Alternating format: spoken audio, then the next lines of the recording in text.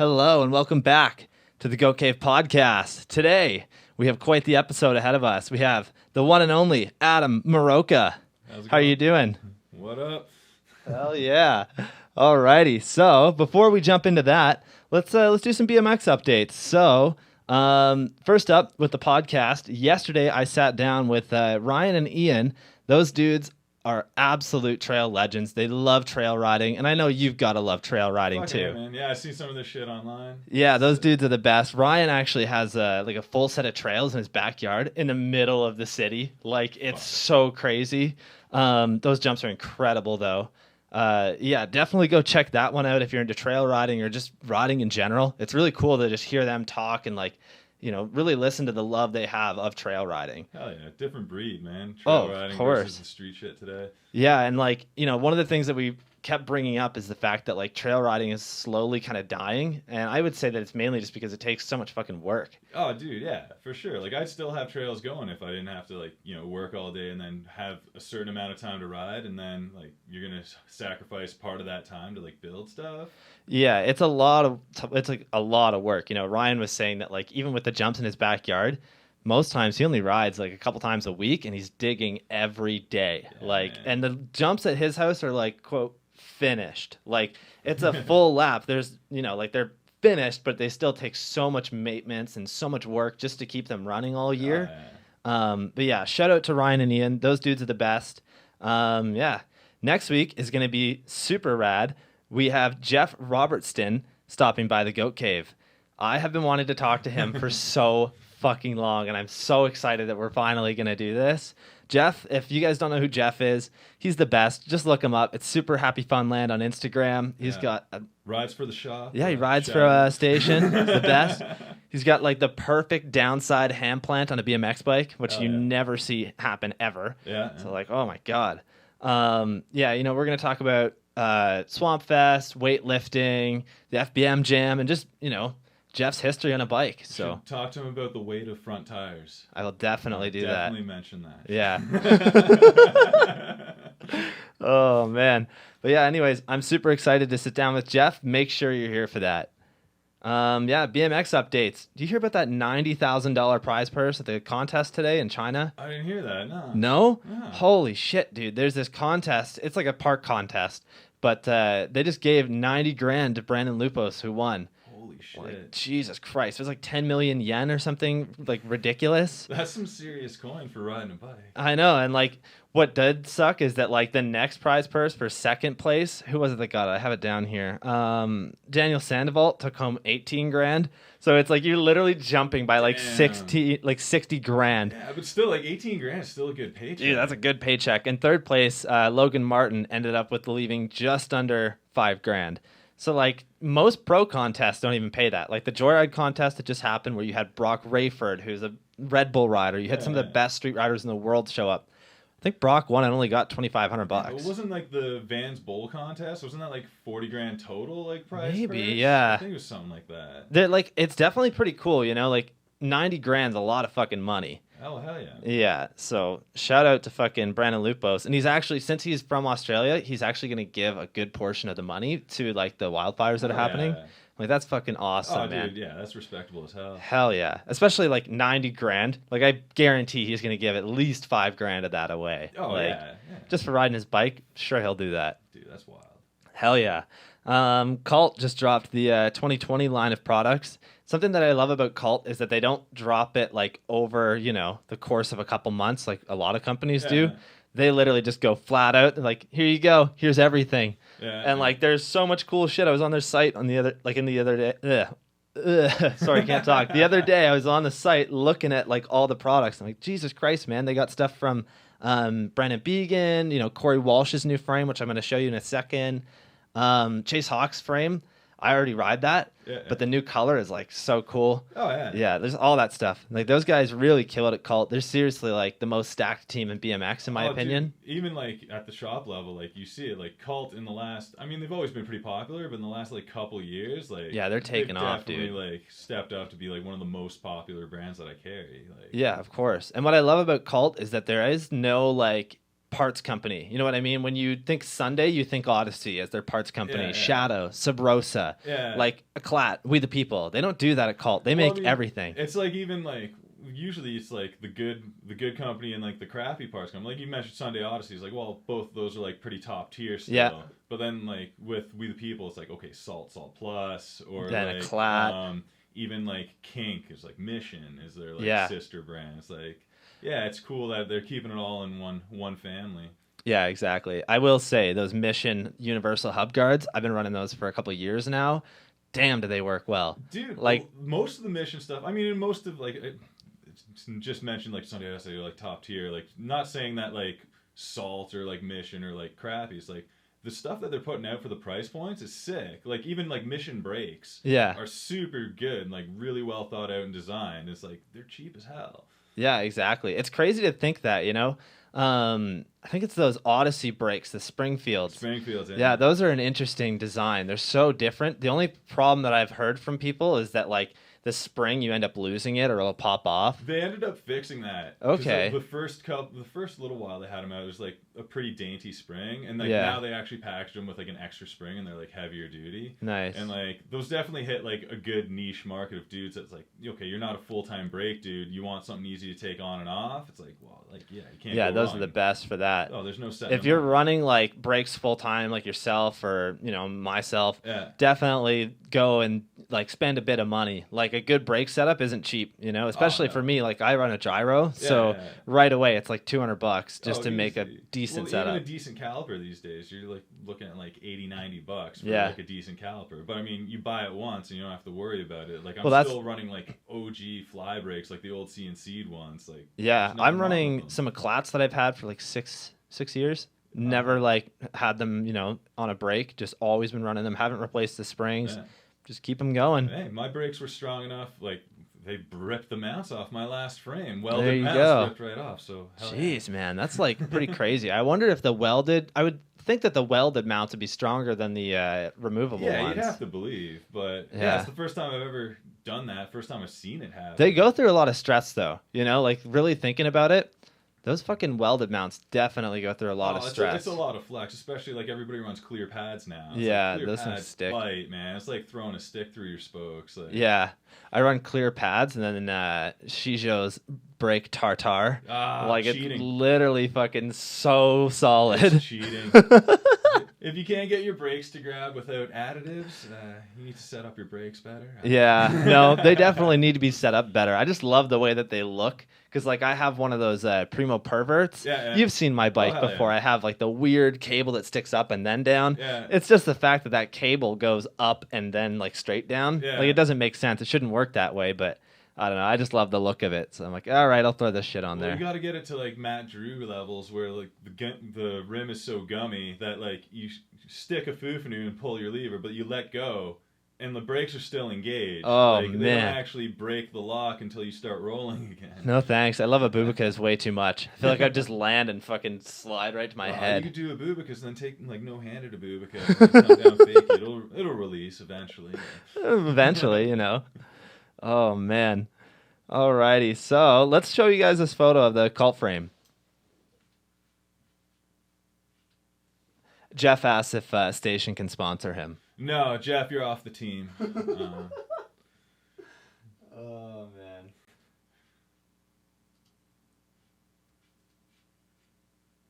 So, let's take a look here. Yeah, so this is the red one. It's like such a good looking frame. Dude, I'm hurt that they came out with the red now because I picked it up and the black and blue was the only available. Yeah. I'm currently riding that frame. It's like, fuck. If the red was available, I would have went for the red. Yeah, the red looks insane. Oh, hell yeah. Like, I love that color, and like nobody does that color anymore, I mean, it's dying. Like, it's either like super subdued color these days or like something like completely out there. Like, everything's like trans metal flake, fucking whatever. I know. I'm like, go back. Yeah, it's cool to just have a nice matte red frame like that. Basic, it looks good. It's classic. It's always gonna look good. Yeah. 3 years from now, when the trends change, it's still gonna be decent. Yeah, that's the thing. I always build my bike to have like black parts, and then anytime you change up a frame, it doesn't look weird. Alrighty, so it's time for everybody's favorite segment, Bail of the Week. If you're new here, these are all fan-submitted clips. Each week I sit down with a guest, and we pick our favorite bail. And then it goes on to the finals, and at the end of the year, the fans are going to pick their favorite clip. The Bale of the Year champion will get a trophy and a new pro model frame. Oh, shit. Maybe a Corey Walsh frame. Who knows? It's a good one. It is a very good one. So first up, Crash Master himself, Eric Weir. Does he have any clips of him landing things? I don't know, man. Like, I did film 2 full-length parts with him, but I can't remember if he had ever landed anything. I love that dude. Oh, man. We love you, Eric.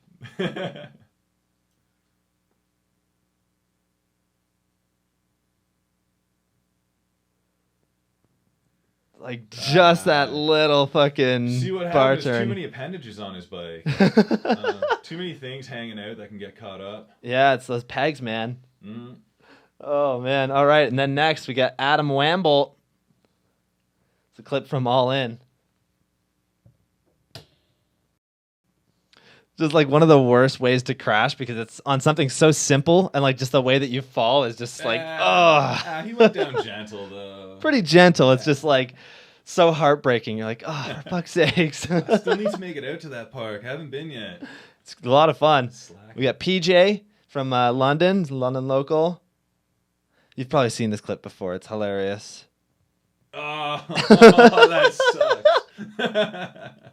Oh, man. And last but certainly not least, Ian Noseworthy.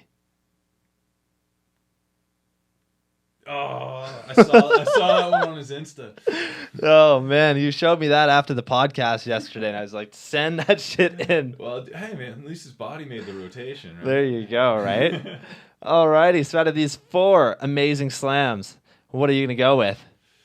I gotta go with the third one. The third one, PJ? They're all good, but like the invisible floor, it's just because you can see when his foot goes down, he's sure he's gonna like step out of it fine, and then no. Yeah, it's so good. It's like there's confidence there. It's like even better because of course there's like a set of stairs there and like there's got to be a hole there. Like... Yeah, it's so good. Alrighty, PJ, you are Bale of the Week champion. Thank you for sending that in. Alrighty, clip of the week. Clip of the week goes out to Kyle Hoyer this week with a 270 whip to Smith at Inflow. I was telling him to try this a couple weeks ago, and I couldn't believe that he pulled it like so quickly.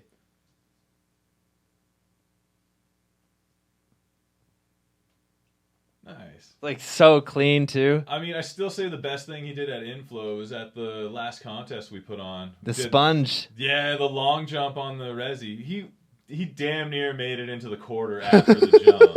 Like, yeah, we had Kyle on the show a while, and I was telling him like, dude, fucking 180 it. Just you got it. Right? Like, this year, if we do another like long jump on the resi, like he's got to try to like Ruben into that. Yeah, like, everything would be incredible. I was like, I wonder if it would be easier to pull it on a quarter or on the resi quarter because like you're gonna hit the resi and then you're gonna sink in even more. Yeah, I'm like, I feel like it's gonna fucking like send you out. I don't know. I'm like, it's gonna be weird. Get lawn darted. It'll be fun. Yeah. Do it for a bucket of sponges again. Yeah, you gotta get that bucket. So good. All right. And Rider of the Week this week. Rider of the Week's going to go to Aaron Oakes, London local. He rides Medway all the time. He's a fucking shredder, dude. That kid is unreal.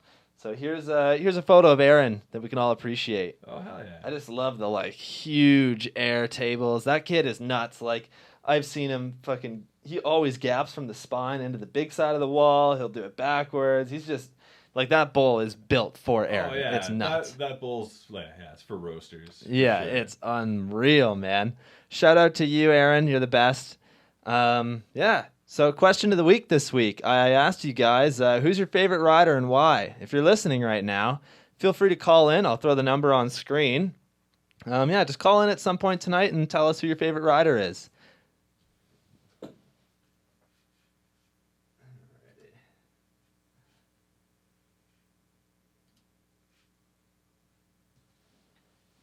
Alrighty. So, today's guest has played a big role within the Hamilton BMX scene. In 2016, he opened Station BMX shop and has been supplying the local riders with some of the best BMX parts from companies like BSD, Profile, Cult, S&M, and a whole lot more. if you have ever shown up to bike night at Inflow, you have for sure seen him do the snappiest tables, pulling whip to fufana first try most times. Most times. Yeah, comes and goes. We are, of course, talking about Adam Mrowka. Adam, how are you? I'm good, man. I'm good. Thanks for having me. Hell yeah. I'm glad you're here, dude. So, I don't know. I know that you've listened to the podcast before, so you probably know how we start this out. We're going to go really far back. How did you get into BMX? I got into BMX like most kids. I had a bike that my parents picked up for me, just riding around the neighborhood to friends' houses and stuff like that. And then one time I had a friend who was into rollerblading, and he's like, "Oh, like a ramp, like pretty close to us." Like, no, there isn't. Like that sort of stuff doesn't exist. Yeah. And that's when he showed me Bernie Arbor mini ramp, which if you've ever been to Hamilton and ridden that thing, it's a fucking death trap. But it's just shitty metal half pipe. Both sides are different sizes. It's just garbage. But I was there, and I saw one time I was there, I saw Mike Wilkinson and his crew, like Rob and those dudes, Johnny Hack, who's another Hamilton legend. But I saw them ride. I'm like, fuck, like you can do that on a bike? Like that's sick. Like I think I want to do that shit. So yeah, instead of using the bike to ride around the neighborhood, I fucking like went to that ramp like every day and like started riding that ramp and like trying to learn how to like ride like those dudes. So that's kind of how I got into it. Like went from getting candy at the corner store to going to the ramp and busting my teeth out. Nice. There you go. That's always the best. It's so cool that like Smiley got you into that. Dude, Smiley's a legend. Like, yeah, that absolutely. Dude's been so good for so long. And like even to this day, he kills it. Like dude, whenever he goes to incredible. Inflow, he's nuts. He was at Peanuts Dirt Jumps, aka Ryan, who was on yesterday. Yeah. He was there a couple like months ago, and like just seeing him shred is insane. No, that dude's the best, and like seriously, the nicest dude ever. Oh, always like, got a smile on his face. yeah, That's man. why his nickname is Smiley. Hell yeah, Smiley, Yellow Bike Mike. I'm a little bummed he doesn't have the yellow bike anymore. Oh man. Oh man, that's incredible. Can you remember the first bike you had? First bike I had was a Trek Vert 3, I think it was. It was like the shittiest like Trek. Like the thing was tinfoil. That's like, hilarious. Even at the time, that thing was shit. Oh man. So how long did that one last, do you think? That one lasted me probably about a year. Okay. And then I built up my first real bike that I built up was a Volume Hellion. And it took me like a year. Like I spent a lot of time like during that year like cruising around like with my buddies on BMX bikes. And I was riding like a hoopty mountain bike because like I was trying to piece like the new bike together. Yeah. But yeah, that thing was sick. Like I probably wouldn't ride it now, but it was sick for the time. Like hell yeah. Fucking, yeah. I always want to go back and like ride the first like real BMX that I had built up and just see like how it's changed, you know? Because like I had like just a Mirko Black Pearl. I think it was like a 2008, 2009 maybe. Yeah. It's like a white bike with a green front end on it. It's really interesting. But I'm like over the course of a year, I ended up getting like Odyssey Director forks. You know, the Shadow Voltus bars had just come out, so I had those in 9-inch rise. And like by the end of it, it was actually a pretty sweet build. But like you know, I never got to really appreciate it. I ended up riding it, and that's where I learned like you know how to 360. How to do all the tricks that like I wanted to learn. And I'm like now my bike has the shortest fucking bars, has like brakes on it, which I rode brakeless. I rode with a coaster back then. I have a cassette now, like 4 pegs. I rode 2 pegs then, but I was not using them at all. I feel like if I put bigger bars on that bike, I could still ride it today. It'd be heavy, but like I could still hack it because like it was sick. Like it was all black and it had red bars and like it had like red decals and I was like, fuck, like this thing came together nice. And like that's why it took so long. Cause like it was all top end. Like it was like pitchforks and like for primo casket, like profile cranks, like kink sprocket, like all the hot shit back then. Hell yeah. And aside from the bars were 4-piece S&M Castillo bars. Like cut down, and like those were narrow to begin with, but they were like cut down as far as you could cut them down. Like the insides of my hands were like hitting the crossbar. Oh my god. Man, like I never even did bar spins. Like why the hell did I do that? Oh man, I remember there was a trend in like Kitchener area. I don't know where else it spread to, But you get those ODI long necks that are like really The extra long. longs, yeah. Yeah, and people would have them like right down to the crossbar. Yeah. And like I ended up doing that for like a year, and now I look back and I'm like, it's kind of fucking stupid because I didn't even do bar spins. And I'm like, Yeah. what's the point? Like Fashion, man. You see other kids do it. Yeah. It's like, oh, maybe that's a good idea. I mean, one of the arguments that I always heard is like it keeps your bars in pretty good condition because like it doesn't ever hit the front when you like go over the bars or something. I'm like, yeah, but I'm not really the kind of guy that sells my parts. Like, if I do, it's because I'm buying something new. Like, I'm gonna end up selling my Fiend forks at some point because I'm getting some like front brake forks. Hell yeah. I've been watching way too much front brake shit. Front brake shit's sick. I know. I'm like, oh, I gotta get a fucking front brake now. You actually took a photo a while ago of this dude doing a can with a front brake. That was Ben. Ginger oh Ben my from god, Inflow. dude, it looks it looks so fucking cool. Shout out to Ben. That dude's sick. No, I'm like, that's like such a cool looking trick, and I bet that if you do it like where you're not sideways with the quarter, where you go up and you almost do it like a fufanu, it would look so fucking cool. Oh yeah, yeah. There's definitely like front brake shit's awesome. Like, yeah. There's a set of forks that used to be Trevor's from Inflow, Big Trev, shout out. But like they float around like our little crew, and like Matt Drew's had them, like Jesse's had them, like everybody messes around, like.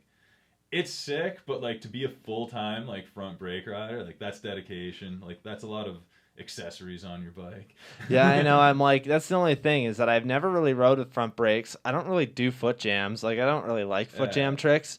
But I'm like, a front brake, I would love that because I love brake tricks. I'm like, I could see myself doing all these cool front brake shit. The hardest part is like, for me, like I could never do it because my left hand is useless to pull a lever. Like my brain and my left hand is like, nah, like you never pull it in time. Yeah, and then of course you can't do the Tobias Wiki thing anymore where you have it like split so that one goes to the back. Man. You can, but I'm like, oh, I don't know how great that would be, you know? That scares me because like if you ever like use your brakes in a manual and your setup is like one lever, two brakes, it's like okay, like you're gonna loop, so you haul the brakes, so your front end comes down, but your front end's locked up, so it's like manual loop out to OTB. Oh, that would suck. Yeah, that would be fucking scary, man. No thanks.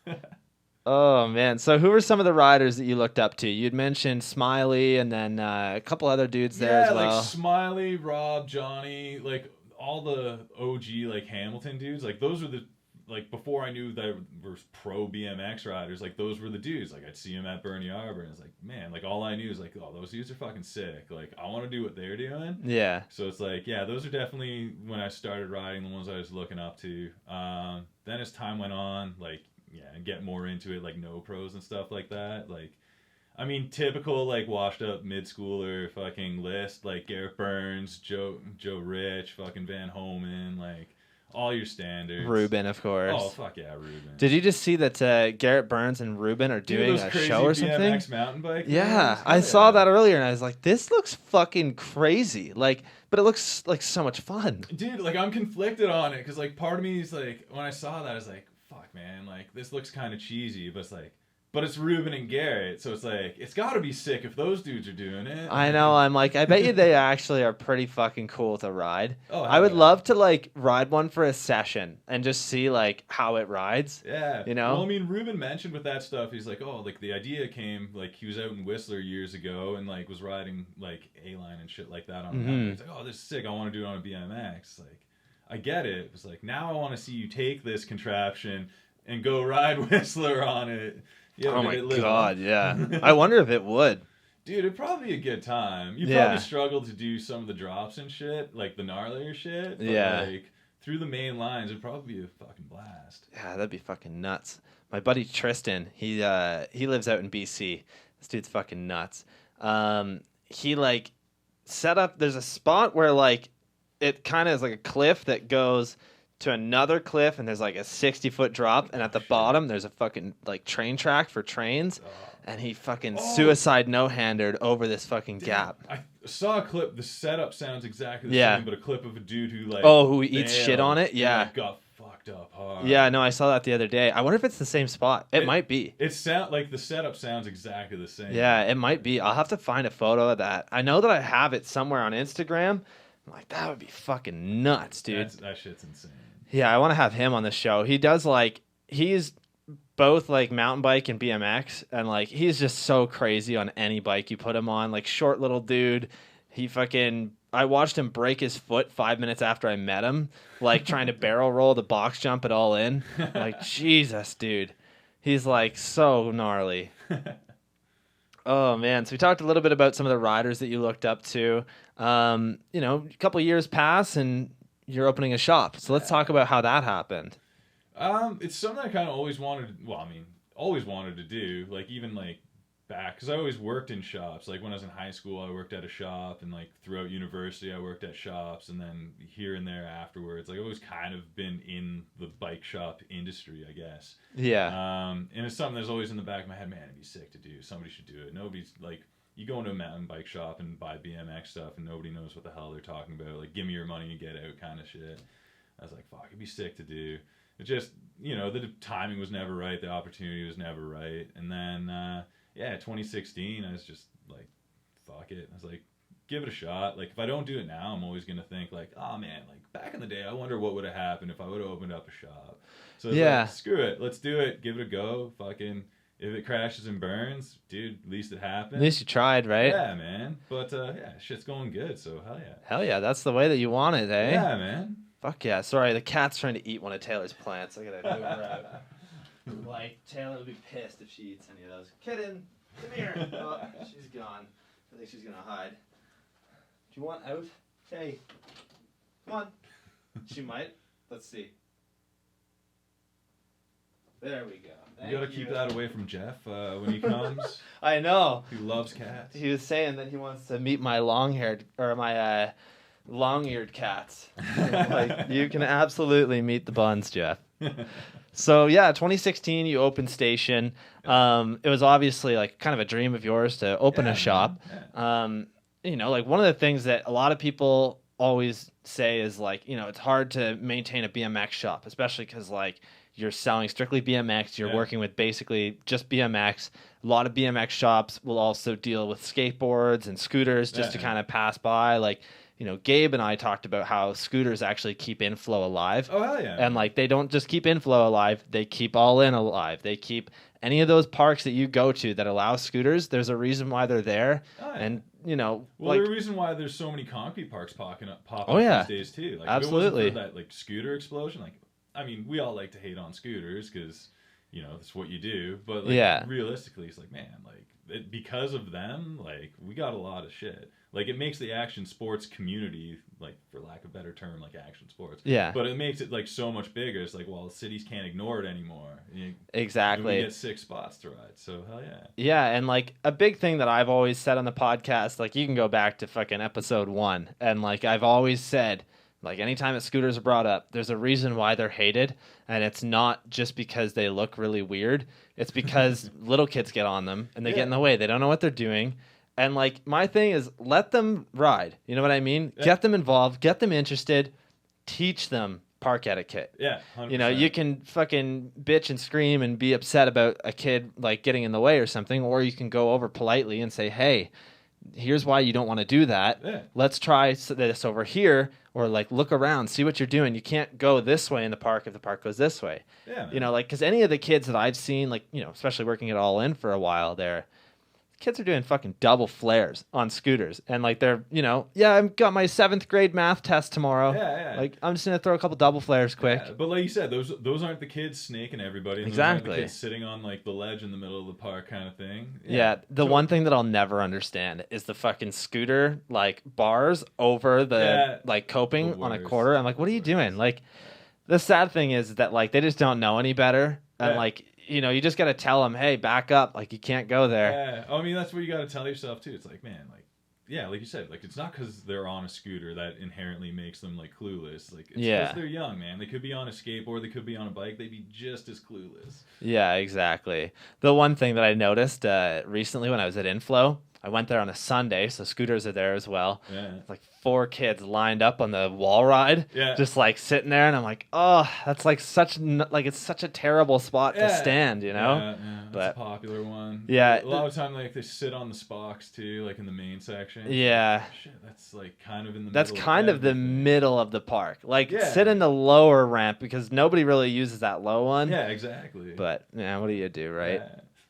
To be fair, Inflow doesn't really have very many good standing spots because they've utilized the park for the best optimum, like, riding experience. Well, you know what I mean? You got to cram as much stuff in there as you can. Like, Yeah. they're not a joyride as far as like square footage, so it's like you got to make what you have count. Yeah, and like that's the thing that I love about Inflow though is that it's not Joyride, you know? Dude. Like, because I love Joyride, don't get me wrong. Yeah. There's a lot of shit to ride there, Yeah. but I actually kind of get bored there because there's too much shit. Dude, I'm like, I go to Joyride probably like once a year just because I'm cheap and I hate like paying all the gas money to get. Like I'll take the ETR there because I'm not sitting in traffic for like, so long and then like pay to get in that.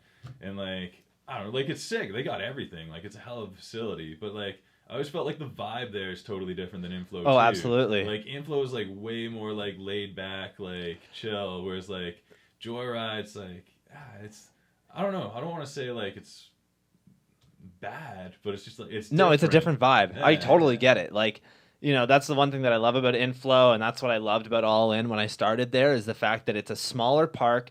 You can go there knowing that you're gonna meet just a new friend or you're gonna like have a good session. Whereas a Joyride, I'm like, you know, you're either gonna go there and there's gonna be too many people riding in like the street room, you won't be able to get a run.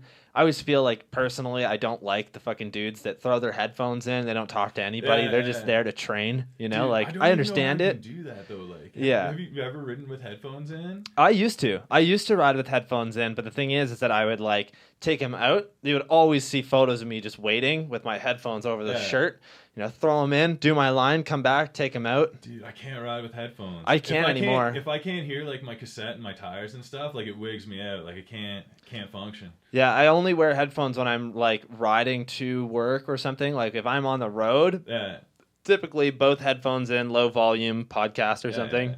But like actually riding, I don't use them anymore. I'm like, I understand it because like I filmed with a dude who he really, really loves his headphones.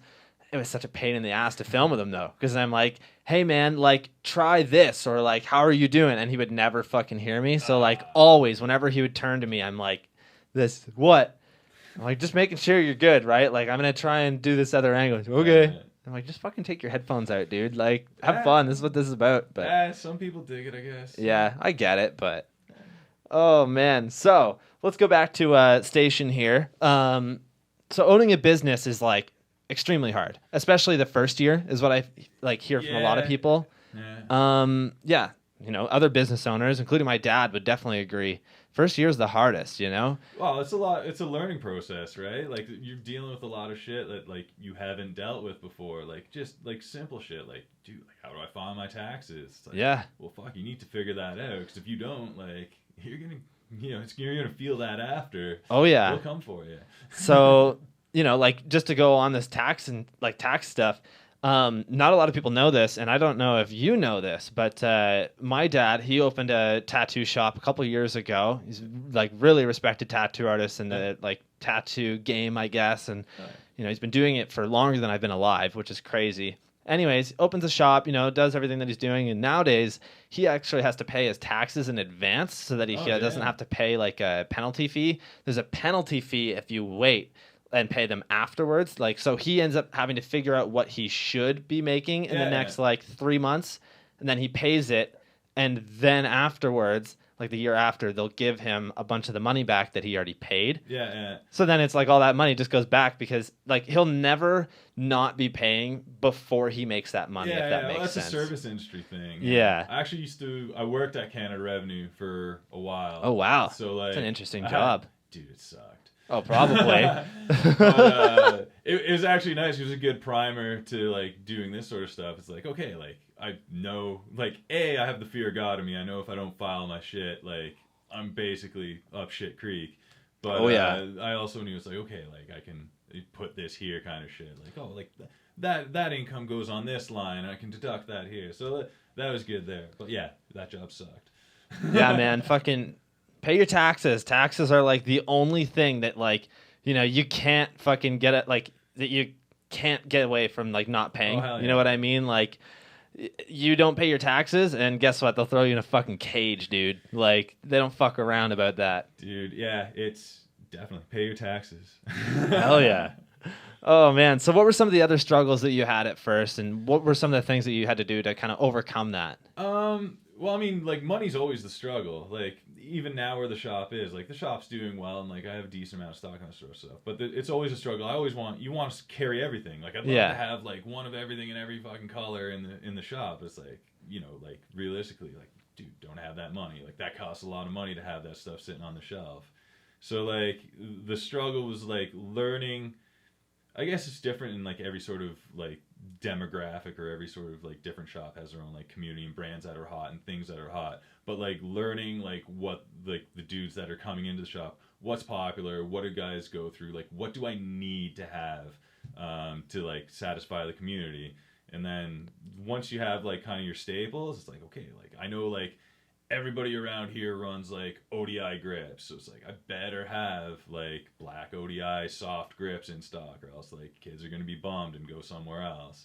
So it's like learning learning your customer base, like what do they want, what do they need, and then like slowly building up the inventory so like you have a decent amount, but it's never ending. Like even if I had like a shop like triple the square footage rammed with every bike part ever, it's like still like if my shop looked like backpedaling, I'd still be like, fuck, like I need more shit in here. Oh, absolutely. Dude, I go to backpedaling and I'm like, motherfucker, like they don't have what I want. What the hell? But I'm like, I realize why. Like it's impossible. Like Yeah. what I want is probably going to be something so different than what the Guelph kids are riding. Yeah. And the Guelph kids are going to go there rather than, Yeah, King Street man. Cycles in Kitchener where I used to work or any of the shops around here. Yeah. Like backpedaling is the closest BMX shop Yeah. in the area and they don't carry like that much BMX. You know what I mean? Like they have a really good corner. Clay has done a really good job with what he has, but he's got to serve his base, like his, customers, like his basic customers, which end up being just the Guelph cycling community as a whole. Dude, shout out to Clay. That shop is sick as hell. That fucking Like, shop is huge. If hell yeah. anybody listening has never been to backpedaling, you've never heard of backpedaling, if you live in Southern Ontario, make the trip to Guelph. Fucking hit me up. I will take you to fucking backpedaling, dude. It's worth insane. It just to see some of the shit that he's got, man. Like literally, we're talking. I don't know how big the square footage is. I would say close to 10,000 square feet with bikes, literally 3 bikes high. Fucking the whole shop is like that. Like it's so crammed with bikes that you can barely walk down the aisles. And that's just the shop, dude. Like that dude collects like everything to do with. Oh like, my cycling. God, yeah. Like that's the shop. Like, dude, what's that dude's private collection look like? It's got to be insane. Well, he has like a private piece of land that he had his own like little skate park in and whatnot. And like I could guarantee, like some of the stuff that he's told me about, like holy shit, dude. Like that's fucking gnarly. He has some of the craziest stuff. Dude, that's sick. One of these days, man. One of these days. Yeah, he was telling me that there's this crazy fucking bike collection that he bought, and it's like 5 of these bikes, and I guess that he bought them from this guy, and the guy, they were all in box. So then he shows up, and the guy had taken one of them out and built it just to show him the bike, and he's like, no, why would you do this? Like, why would you build this? You should have kept it in the box. So I think he got some money off, but like, fuck, dude, like that is so crazy. I could never imagine just like being that into it, but like I guess I can because like every hipster, I collect vinyl, and like I fucking have vinyl that like literally I love that album so much that I have both color variants of it. It's like it's literally the same album, has the same songs on it. There's nothing different about it other than the color. I think that sort of stuff just comes with age too, because like I never held on to like any old stuff or anything like that, or like wanted to buy like old school or mid school stuff. But like lately, it's like fuck. Like I came across like an old ass FBM Sprox. Like fuck. Like I want that. And like like I'm gonna keep these frames because like man, like mementos, like stuff. And like I kind of get it now, but some of those dudes are insane. Like the old school BMX dudes are insane. They have so much crazy shit. Like where do you even find this? Like perfect, like Haro Masters, like dude, and the money some of that stuff's going. Oh my for. God, dude, yeah. Damn. It's crazy. I went to 514 BMX in Montreal when we did our Montreal trip. Hell yeah. And they had these fucking cork FBM bar ends. Have you ever seen those? Yeah. Oh my God, dude. I was like, I would love to have these. What the fuck am I going to do with them? Yeah, like, man. I can't put them on a bike. Like, Yeah. and like the best part too is that the bar ends, because they're made of like cork or wood or whatever, it's like literally that fucking thick. Like, it's gnarly. Hell. They're really cool, but I'm like, I just don't have the money for these to like sink into this and not use them, it's a you know? showpiece. Yeah. It's like, it's pretty cool. I might fucking see if I can find a set of those, and then they'll go up there, but we'll see about that. Oh man. So, yeah, we were talking about like, just learning a learning curve, figuring out what people are riding and that kind of stuff. Yeah, and I mean, like, that was really the biggest thing, like that, and learning how to deal with the money, like how like the cash flow is in a business. Because like I said, I've been in bike shops and I've worked on like the industry side stuff for like a while, whether it be like at a bike shop or at a different brand, and that sort of stuff.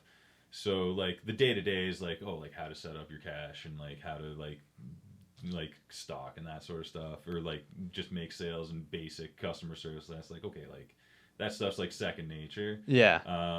But yeah, it's just a lot of the behind the scenes stuff. And then forcing myself on social media.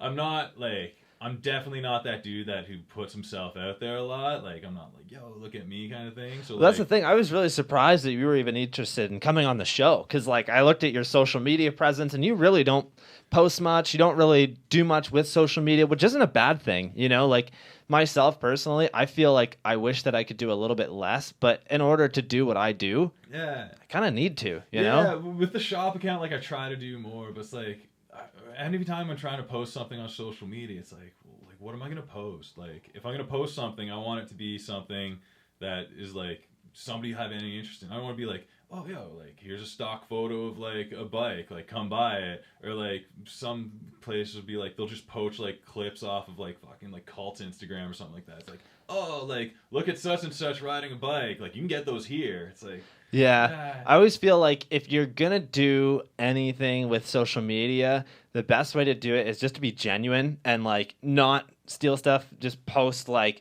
photos that you've taken or stuff that you're doing or just anything like that. I'm like, because people are going to enjoy that more, like I ended up having to unfollow a bunch of places just because they were reposting like clips of like, different riders and stuff. But it's like, I would fucking see that clip from, let's say Cult posts that clip. Yeah. Then I see that clip from our BMX, Dig BMX. Then I see it from the guy who pulled it. Then I see it from some other person.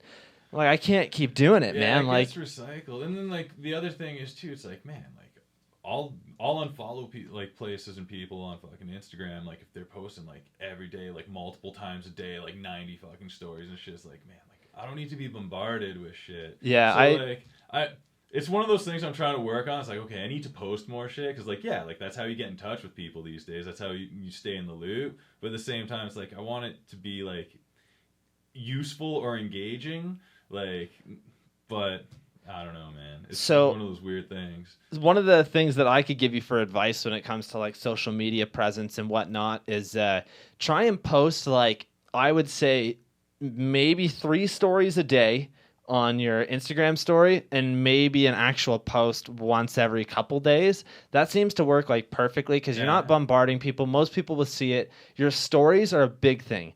Like, nobody really even goes through posts anymore. You know what I mean? Like, I see more stories than I see posts. And it's because it's something so easy and quick, right? And, like, I don't know, it doesn't stay there, so it doesn't need to be, like, the perfect content, right?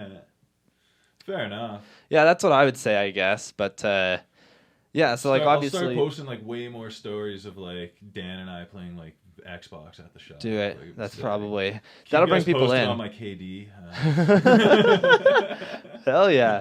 So, we were talking a little bit there about like bringing certain products in. What would you say would be the top 3 things that are sellers at your shop? Like must-haves because people want them. Oh, dude, like basic stuff, man. Like tubes. Tubes for sure. Like, oh my, like, yeah, you have to have them. Like, everybody gets flats. Well, right? Until a Clack comes out with those tubeless tires and rims, man. Don't get me started on tubeless. Such a bad idea. But, prove me wrong. Yeah, like tubes, grips, obviously, like it used to be ODIs. Lately, like Odyssey Brock grips Really? have been like super popular, which, fair. Like they're great grips. They're Yeah. of softer, longer ODI. So I remember when the Vans grips were a big thing. I'm rocking Vans them grips now. are still big. Yeah, I know. I'm still rocking them grips. now, but like, yeah, they're fucking awesome, man. I love them. I think they have like a great feel. It's not even that they match like my shoes. It's just they feel fucking good, man. They don't wear out that quickly. So many kids like I gotta match my grips to my tires to my shoes. Yeah, I can't get into that. Like all black, man. That's just the way to do it in my eyes, at least.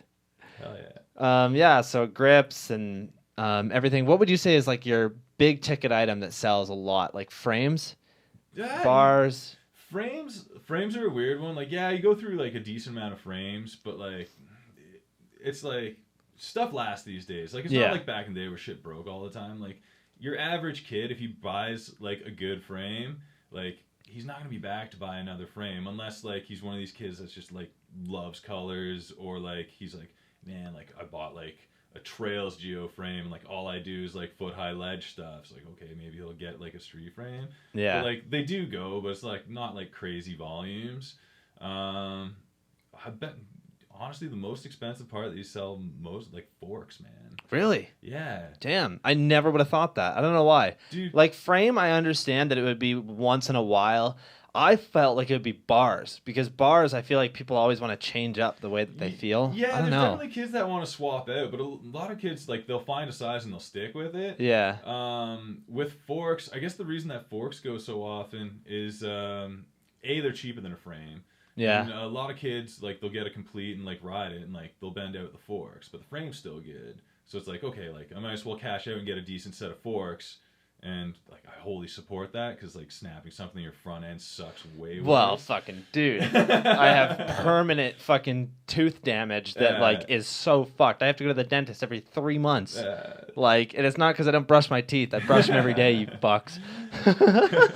But yeah, as far as like big ticket, big ticket, like not the biggest ticket, but like higher price items that like sell through pretty quickly, like forks are a pretty big one. Wow, that's crazy, man. Definitely, like, to the kids that are just getting into BMX, you come into the shop, you buy a new bike.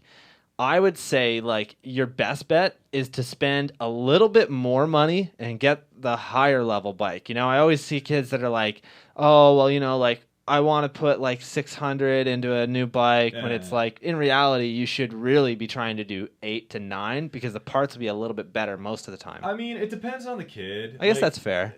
Most bikes these days, like, there's very few companies putting out garbage. That's like, fair. The stuff these days, like even on completes, is like, man, like if you're spending like $500 on complete, like you're getting a competent complete. Like, it's not gonna fall apart on you. You can go to the park and beat it up. Especially for like your entry level kids, like, oh dude, like you weigh like 90 pounds. Yeah, you're, you'll like, be learning how to fine. drop in. It's like, yeah, you're gonna be just fine. Like definitely like buy as much as your budget allows, because like, yeah, as you go up in the price ranges, shit does get significantly better, and it's significantly cheaper to buy features on the bike as a complete than to try to upgrade certain things later. But that being said, like, man, like any bike that you're gonna buy from like a legit BMX brand, like these days, like it's gonna hold up. Hell yeah. Like if I get like, dude, yeah, like if I get a 300-pound dude, like, oh man, I got $500, I'm gonna buy that entry level like Cult or Kink or whatever. I'm gonna be like, yeah, don't do that, dude. Like you should really like go like higher end, just because like you're gonna crumple that thing. Yeah. But for your average rider, like, man, like pretty much anything's good, eh? Dude, literally any BMX brand bike like that you didn't buy at Walmart that doesn't have Mike Spinner hot dogs on it, like you're gonna be just fine. Like, Dude, it's so funny. I just received a message from Spinner this morning. No way. Yeah, so he's gonna come on and do the podcast. Hell yeah. Oh man, Spinner. I love that you brought that up. Dude, shout out, he's still making royalties on that. Those bikes Oh, dude, still, I man. guarantee it. That dude is 100%. He was very smart in the business aspect of BMX. Oh, and I think that's important. And like a lot of people, I would compare him to Harry Mayne nowadays, because Harry Mayne was doing the same stuff with Mafia, which is a really big company in the UK, I would say. I wouldn't put him in the same sphere as like Harry Mayne, because like, not to take anything away from Harry Mayne, but like I feel like Spinner's had way more success in marketing himself than Harry has. Because like, I mean, I'm sure Harry's doing great with Mafia and all that. Like, He just left too after like 8 years, Really? but like I'm sure he doesn't fucking care. Oh, He's probably dude. made his money. I mean, I have my own. Like, I spout on that for a while, but Yeah. that doesn't matter. But I mean, just from like Spinner, it's like, okay, like had his time in BMX and he made his money in BMX. Like he marketed himself. Like I made the hot dog joke. Like, Yeah. damn, that's a paycheck, dude. That's a paycheck that a lot of guys aren't getting. Same with like all the movie tickets and shit like that. Like, man, like he made his money from BMX when he was there, and he's still making his money from BMX now. Oh yeah. But like from what I've gathered from like his supplement companies, like, man, like that's going really well. Like he's making serious cash. Like, I mean, he proved that he does have like business sense. Like that dude can make his own money. And like Harry, like, yeah, you're a sick rider and stuff like that, but like not detracting from Harry, but it's like, man, like I don't know if you could have brought like a company like Spinner did, like from the ground up and like make it that successful. Like, yeah, no, I can understand where you're coming from. That's crazy shit, man. But like, yeah, like Harry's sick and everything, but it's a whole different ball game, especially in a different industry where like, well, ballpark.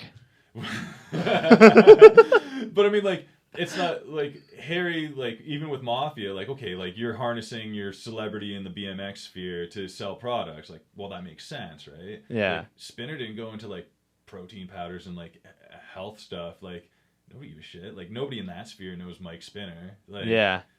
So it's like, pretty crazy, man. It's twice as tough, man. Like, yeah, and like, I don't know. It's just to me, it's so weird that he completely just dropped off. You know what I mean? Like, pulled fucking quad whips, pulled the first quad whip, first 1080 on a BMX bike ever, and like, just a couple years later, fucking his name's not getting tossed around anytime soon. Well, then, I mean, at least.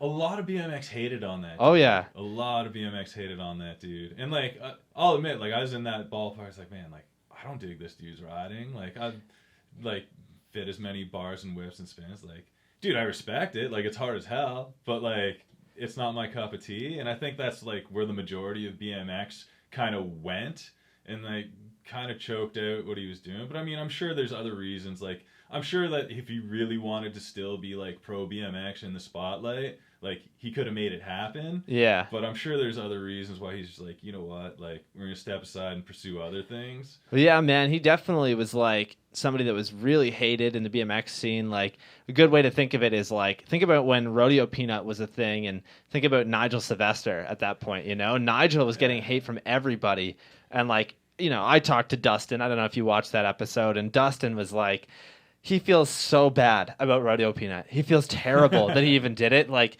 it's so crazy to see like how 3 years has affected him. And he's like, I would never do that again. Like, I feel so terrible about it. But like, to me, I had to explain to him, like, at the end of the day, what you were doing was jokes. It was a joke. Yeah. Like, and people took it too far. You can always count on people taking the meme or the joke way too far than it needs to be. A lot of that stuff's like, I don't know. A lot of dudes in BMX take themselves way too seriously. Yeah. Like, man, like nobody outside of BMX gives a shit that like you ride a bike. Like you could be the best rider in the world, save like Dave Muir or something like that, which was just like, I mean, that was definitely not the norm. That was a huge abnormality. That like Dave Muir and Matt Hoffman's like, okay, you can talk to a random dude off the street, chances are they'll know who you're talking about. Like outside of that, like kind of realm of BMX, they're like, nobody knows you. Nobody gives a fuck about you. Like, so don't take yourself too seriously. Like, we're all just trying to have fun. Like, yeah, just have fun. That's the thing, right? Like, and I can definitely agree. Like, you see a lot of kids that get like really upset about the way that like they're treated within BMX and stuff like that. They always think that BMX owes them something, when in reality, you owe everything you have to BMX. Like me personally, I feel that BMX has changed my life, like, in such a crazy way. Like, I film full-length videos. I do podcasts. I'm constantly doing stuff within BMX because, to me, it's given me everything I have. Yeah. Like, it's given me all of my friends. Yeah. All of my friends from high school, haven't talked to him in years. Yeah. It's not because I didn't like them. It's not because I wasn't friends with them.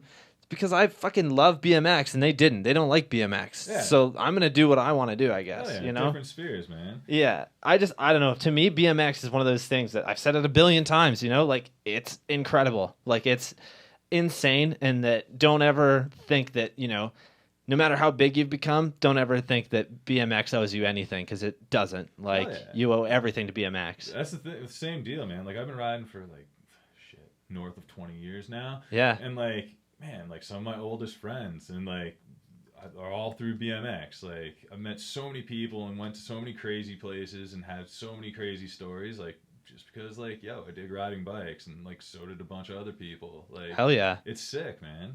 And that's why I have the shop. Like, if I didn't think BMX was sick, it's like, dude, there's a hell of a lot of better ways to make money than opening up a bike shop.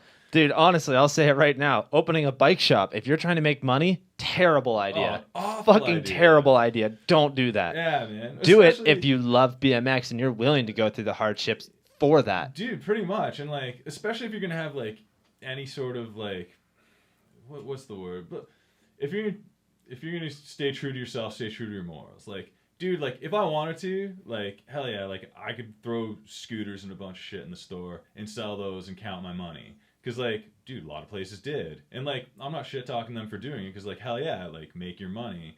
But, like, the reason I don't do it is, like, man, like, I don't give a shit about scooters. I don't know anything about scooters. I don't care about scooters. Like, I'm not going to lie to a customer's face when they come to my store. Like, oh, like, little Jimmy wants the new, like, razor. It's like, oh, yeah, like, this razor is sick. Like, you can do this on it. It's like, dude, I don't know what I'm talking about. I don't care that little Jimmy wants a scooter. So it's like, I'm not going to sell you that shit. Yeah, and there's a particular shop in the Hamilton, Burlington, Toronto area that is a very big scooter shop. I'm not going to name names. Everybody knows who they are. I actually have a relative who owns a like bike shop in Toronto, not a BMX shop, just like an actual cycling shop. And I guess that, he was talking about bringing scooters in to try and help, like, because a lot of parents were coming in asking about it. And he was thinking about it. And the guy that runs this other shop basically was like, yeah, don't even bother. We've taken over the entire area. Nobody's going to come to you. I'm like, dude, fuck off. Like, and you know who it is. I know exactly I'm not going to. Yeah. I don't want to talk shit. No. I'm not. Yeah, like the idea that. My thing is that guy who owns that shop doesn't give a fuck about those kids. He doesn't give a fuck about scootering. He doesn't give a fuck about any of that. All he cares about is at the end of the day, he's got money in his wallet, you know? Yeah. And like, I've always told myself, I don't want to be negative on this podcast. I don't want to talk shit, but this is just one of those things where I'm like, I feel confident in saying that that's my opinion. Yeah. I'm not like anybody that's listening. This is not Adam's opinion at all. So don't fucking make it that way. Well, I mean, like it's hard for somebody like you or me that is passionate about like this sport and this community to see somebody from the outside come and try to cash in. And I'm sure that's the same way for like the scooters and oh, absolutely, yeah. So yeah, like I'm only gonna deal with stuff that I want to deal with because, dude, like I didn't put in all the work to start the shop and do all this shit to go into the shop and have to deal with shit that I don't want to deal with. Yeah. But yeah, like I mean, scooters serve their place. Like if they're paying your bills, like hell yeah, like make that money. But like my biggest thing is like, don't blow smoke up people's asses. Like if I'm selling scooters and I don't give a fuck about scooters, like if it ever came to that I sold scooters, like it's like, yeah, like I don't care about scooters. Like you want to buy a scooter, I'll sell you a scooter. But like I'm not gonna pretend like I know what I'm talking about. It's like, you think this one's sick? Cool. Like I'll take your word for it. Buy it. Yeah. But like dudes, and like especially dudes that get into things and like they want to be treated like they're somebody because they own like a shop. Like you want to be like a big shop because like you own a company or you own a shop or you own this, that. It's like, man, like, nah. Like that's not what it's about. Like, I don't know. It's just weird for me. And like, I've seen some people like get into like the BMX business and it's just like, man, like, what are you doing here? Like, what are you getting out of this? Like, I don't understand your link to BMX specifically. It's like, how are you trying to make money in BMX? Like, there's way better ways to do it. Yeah. If you don't actually love bikes and you don't love riding, like, why are you here? And I don't have answers to that one. Like, still don't know for some people that I'm thinking of. I'm not gonna name names. But no. It's weird. It's a weird industry. It really is. Yeah, and like, that kind of brings up the next topic here that I have, which is, it's a pretty common thing that within like the BMX world, like the saying "build it and they will come" is so true. you know, especially in the BMX world, as like most times if you were to open a shop, you're going to see a big supportive community build from that shop, but only if you put in the work to build that community. You know what I Yeah, I mean? mean, yes or no. On the retail side of things, like, I feel like skate parks are a better example. On the retail side of things, like, it's so easy to get shit these days. Yeah. Like, you can order from fucking any place online and get shit and whatnot. And I've noticed that, and this isn't a blanket statement, but like a lot of kids, there's no loyalty anywhere anymore. You know what I mean? There's like, and I get it, like, you know, why would there be? Like, if you find something cheaper with this or that, but it's like, I don't know. Like, I feel like, and this is probably like old school, like bitter old man coming out. It's like, oh, back in my day, like it was more of a tight knit community. Yeah. And, like everybody helped out each other. But I mean, it's weird now with like the internet and shit like that. Like you buy shit online anywhere you want, like get delivered to your door. But I mean, the side of that is like, yeah, they're not gonna put it on for you. If you have a problem with that shit, like they can't fix it for you. Like, yeah, I've had customers buy shit from source and like they got the wrong thing or something got fucked up and they come to me like, what can you do about this? I was like, nothing. I can tell you to go to source and yeah. ask them what they can do about it for you. Like, I'll sell you a new one. Yeah. Like, it is a weird thing, and that's actually a pretty common thing within not only like, you know, BMX and like BMX like retail, I guess, but just retail in general. Like a lot of people would be like, well, I bought this at this store and they said they couldn't do anything. What can you do? And I'm like, try and sell you something similar, or the people that come in and like, you know, talk your ear off and ask for like your opinions and like look at stuff and like figure out exactly what they want so they can go home and order it online. Yeah, that's the worst. I'm like, you gotta give something back, like especially if you're gonna go in there and talk for hours and take up a lot of time. Like my thing is, I always feel bad going to BMX shops or like any shop in this matter where you go in just to look around. My thing is like, I don't go in unless I have money to spend because I feel bad. I don't want to be that person that it's like, hey, how's it going, man? I'm gonna look at all your stuff. Oh, man, like I don't even care. Like that stuff's sick to me. Like I've built the shop around being like, yo, like come and hang. Like we got videos playing, like fucking couch in there and shit like that. It's like, dude, I want to be a comfortable space for like dudes that ride to like come and like, yo, if you need advice, if you want to talk about bikes, like hell yeah, come on through. And like yeah, like it. That's the only thing that really bugs me is like, man, like if you come and like ask me advice and like I try to help you out and then just so you can go home and order that offline, it's like, dude, like that sucks. Yeah, it is pretty shitty, you know? Yeah. But at the same time, it's like, well, I've got back to like, oh, like community and like people come support you and stuff like that. It's like, I don't want to make it seem like, man, like I built something so like everybody should like respect and like want to come and like support. It's like, nah, man, like I'm just hoping that like you give me the chance to like earn that support. Like, I don't know. For me, like customer service is fucking huge. Like, yeah, I'm more concerned with like, dude, like did that person leave with the right part? Are they gonna be stoked on that shit? Than I am with like, oh man, like what was my margin on that again? Like how much cash did I make off that sale? It's like, nah, man. Like you want kids to be stoked on bikes and like, you know, be riding so that maybe they'll come back to you. Maybe they were stoked and they'll come back and, you know, maybe I can make some money. Hell yeah.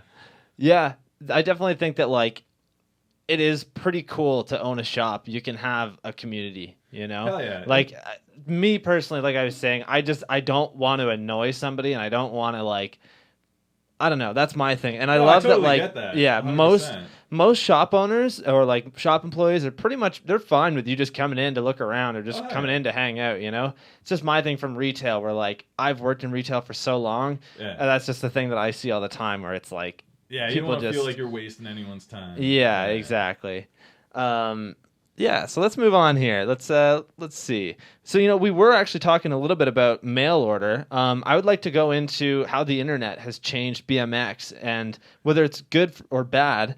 And, you know, in the past, I've done this topic, especially with like people that are really prevalent in BMX media. Yeah. And we've talked about like, you know, video parts versus like Instagram clips or print media becoming like no longer because of Instagram and being able to post everything. Instead of that, we can definitely touch on that. I would like to talk about how it's affected a shop.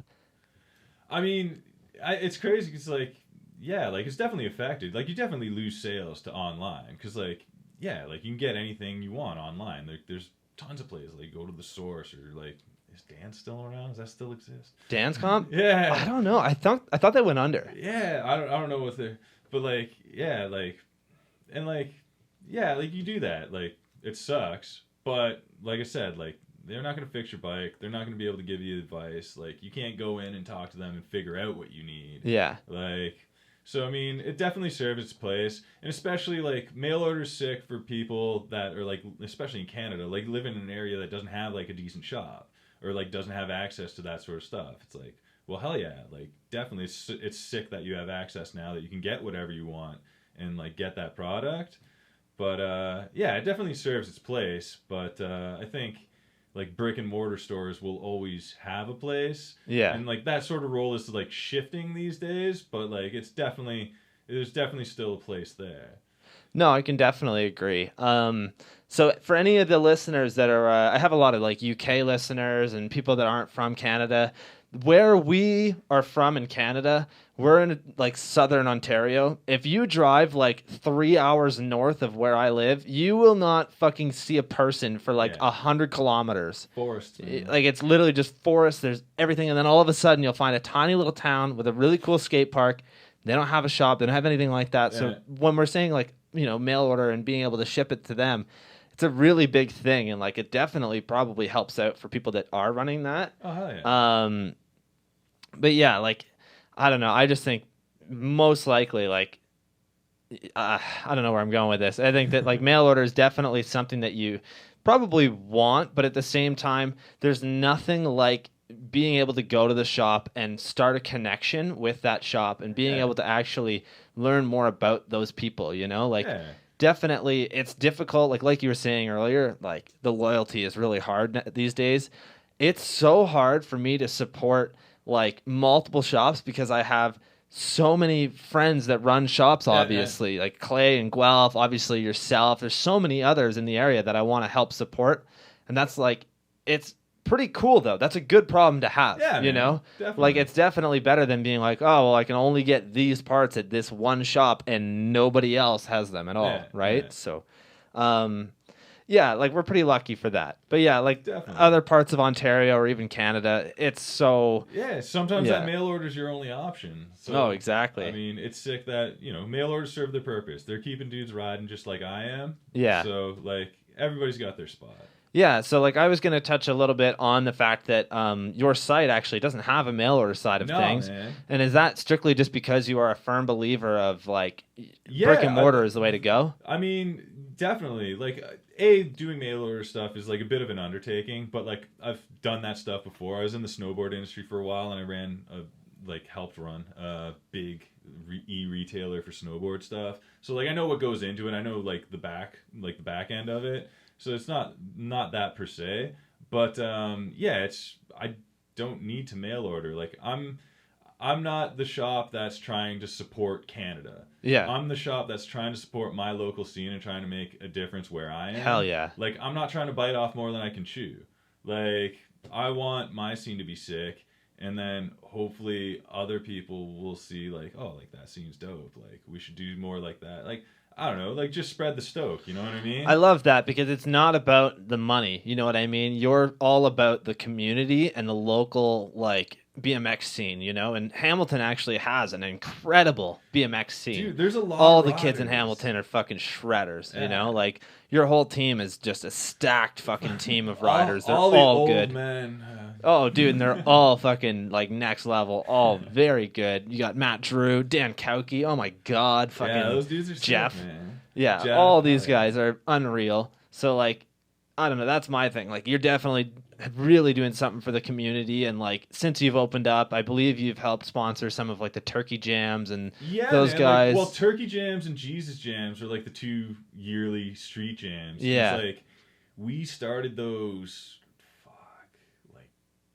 15 years ago, probably longer ago. It was like a bunch of flatlanders that used to ride like in Hamilton, and like a handful of us street kids were like, well, let's do a street ride. And then like next year, like, more people heard like, oh, you guys go street riding on this day? Like, hell yeah. And then like in its heyday, man, we had like 200, more than 200 Nice. people show up. We got a police escort down the street one year. Wow. Like, it got wild. It's definitely tapered off since then. It's still good turnouts. Oh, hell yeah. But, yeah, man, it's just something, like, it was something that we were still organizing from back in the day that was happening regardless. I was like, fucking, like, well, I got the shop now. Like, I could probably, like, shout it out, like, if I do it through the shop, like, maybe get some more people through and, like, have a bigger crew, which is always, like, way sicker. So, yeah, I just kind of co-opted it. I mean, most of the OGs that started it don't ride anymore. Yeah. Aside from, like, there's a couple handfuls. It's like, as far as I know, they were all cool with it. So, like, I kind of felt weird, like, you know, like, coming in, it's like, oh, like, it's a station, like, jam now. But I haven't gotten any heat for it. Nobody really gives a fuck. So, well, I think no matter what, as long as you're willing to kind of do something for the community, right? Like, my big thing is that I've always done jams for the last 8 years. I've done yearly jams. I've done at least 2 a year, most years, maybe 1 a year. Like, this past couple of years has been 1 a year. Yeah. But yeah, it's just, you know, it's nice to give back to the community. And like, I had felt last year that, you know, I told a lot of people, just kind of not going out public with it, but I wasn't really sure if I was going to do GMs anymore, because here's the thing is that for one person to not only be like doing full length videos and then a podcast, and I'm trying to create an animated TV show, I'm doing all this stuff, taking like 2 months out of your life just to plan out what spots you're going to be going to, where you can get food, how many people are going to be coming, promoting, doing all this stuff. It's a lot of work. And, you know, last year I felt like I wasn't going to do it. I told myself that that was the last year. And after the jam, I was like, no fucking way. I got to keep going. Approach, man. It's way less work. Yeah. The amount of work, I mean, not to brag, but I put zero amount of effort into into turkey, because like that shit's just been going on for so long. I like literally make a couple posts like, yo, it's this day, meet up Beasley at the regular time, and people show up, and like the thoughts crossed like, oh, like we should do prizes, we should do this and that. It's like, nah, man, like that's not what it's about. Like, I don't want like little Jimmy to huck himself down the ledge because he thinks he can get a free pair of grips. Like, fair. I mean, like, if we can just get it, like, it's just chill, like, no pressure, like, yo, go ride with your boys. Like, hell yeah. Nobody needs to impress anyone. Like, if you want to do dead man shit, like, I guarantee you somebody there has a camera and they're going to film you do dead man shit. Oh, hell yeah. But, like, that's not what it's about. Like, just come and cruise and hang out. Like, most of the people that come out on these jams, like, cruise spot to spot and just talk shit.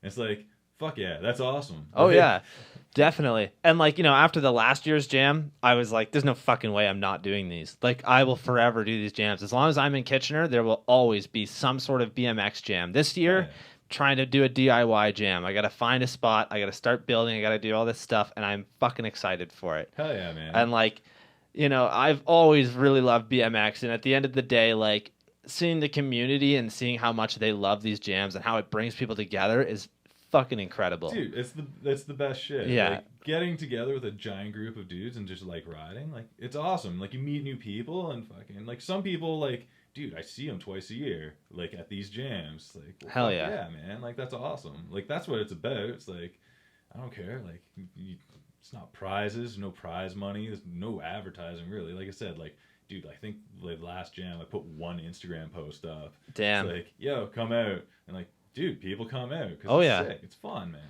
Yeah, for me, I always do it on like different days every year, but I really like the promoting side of it and getting people stoked. I like that kind of stuff. It's it is a lot of work, but yeah, I end up like, I don't know if you've ever, I don't know if you've ever been to any of my jams. I haven't made it out to any of your jams, no. Yeah, well, I mean, you're like running the shop on these days. I don't do anything. Like, in the summers, like, I ride like Turner or Norton. Yeah. And like in the winter, it's like I'm at inflow. Like, I don't get out much anymore. No, I get it, man. I always give out like prize money that I don't get it from anybody. My jams haven't been sponsored in years. I just do them myself because I think it's important to not have to please anybody.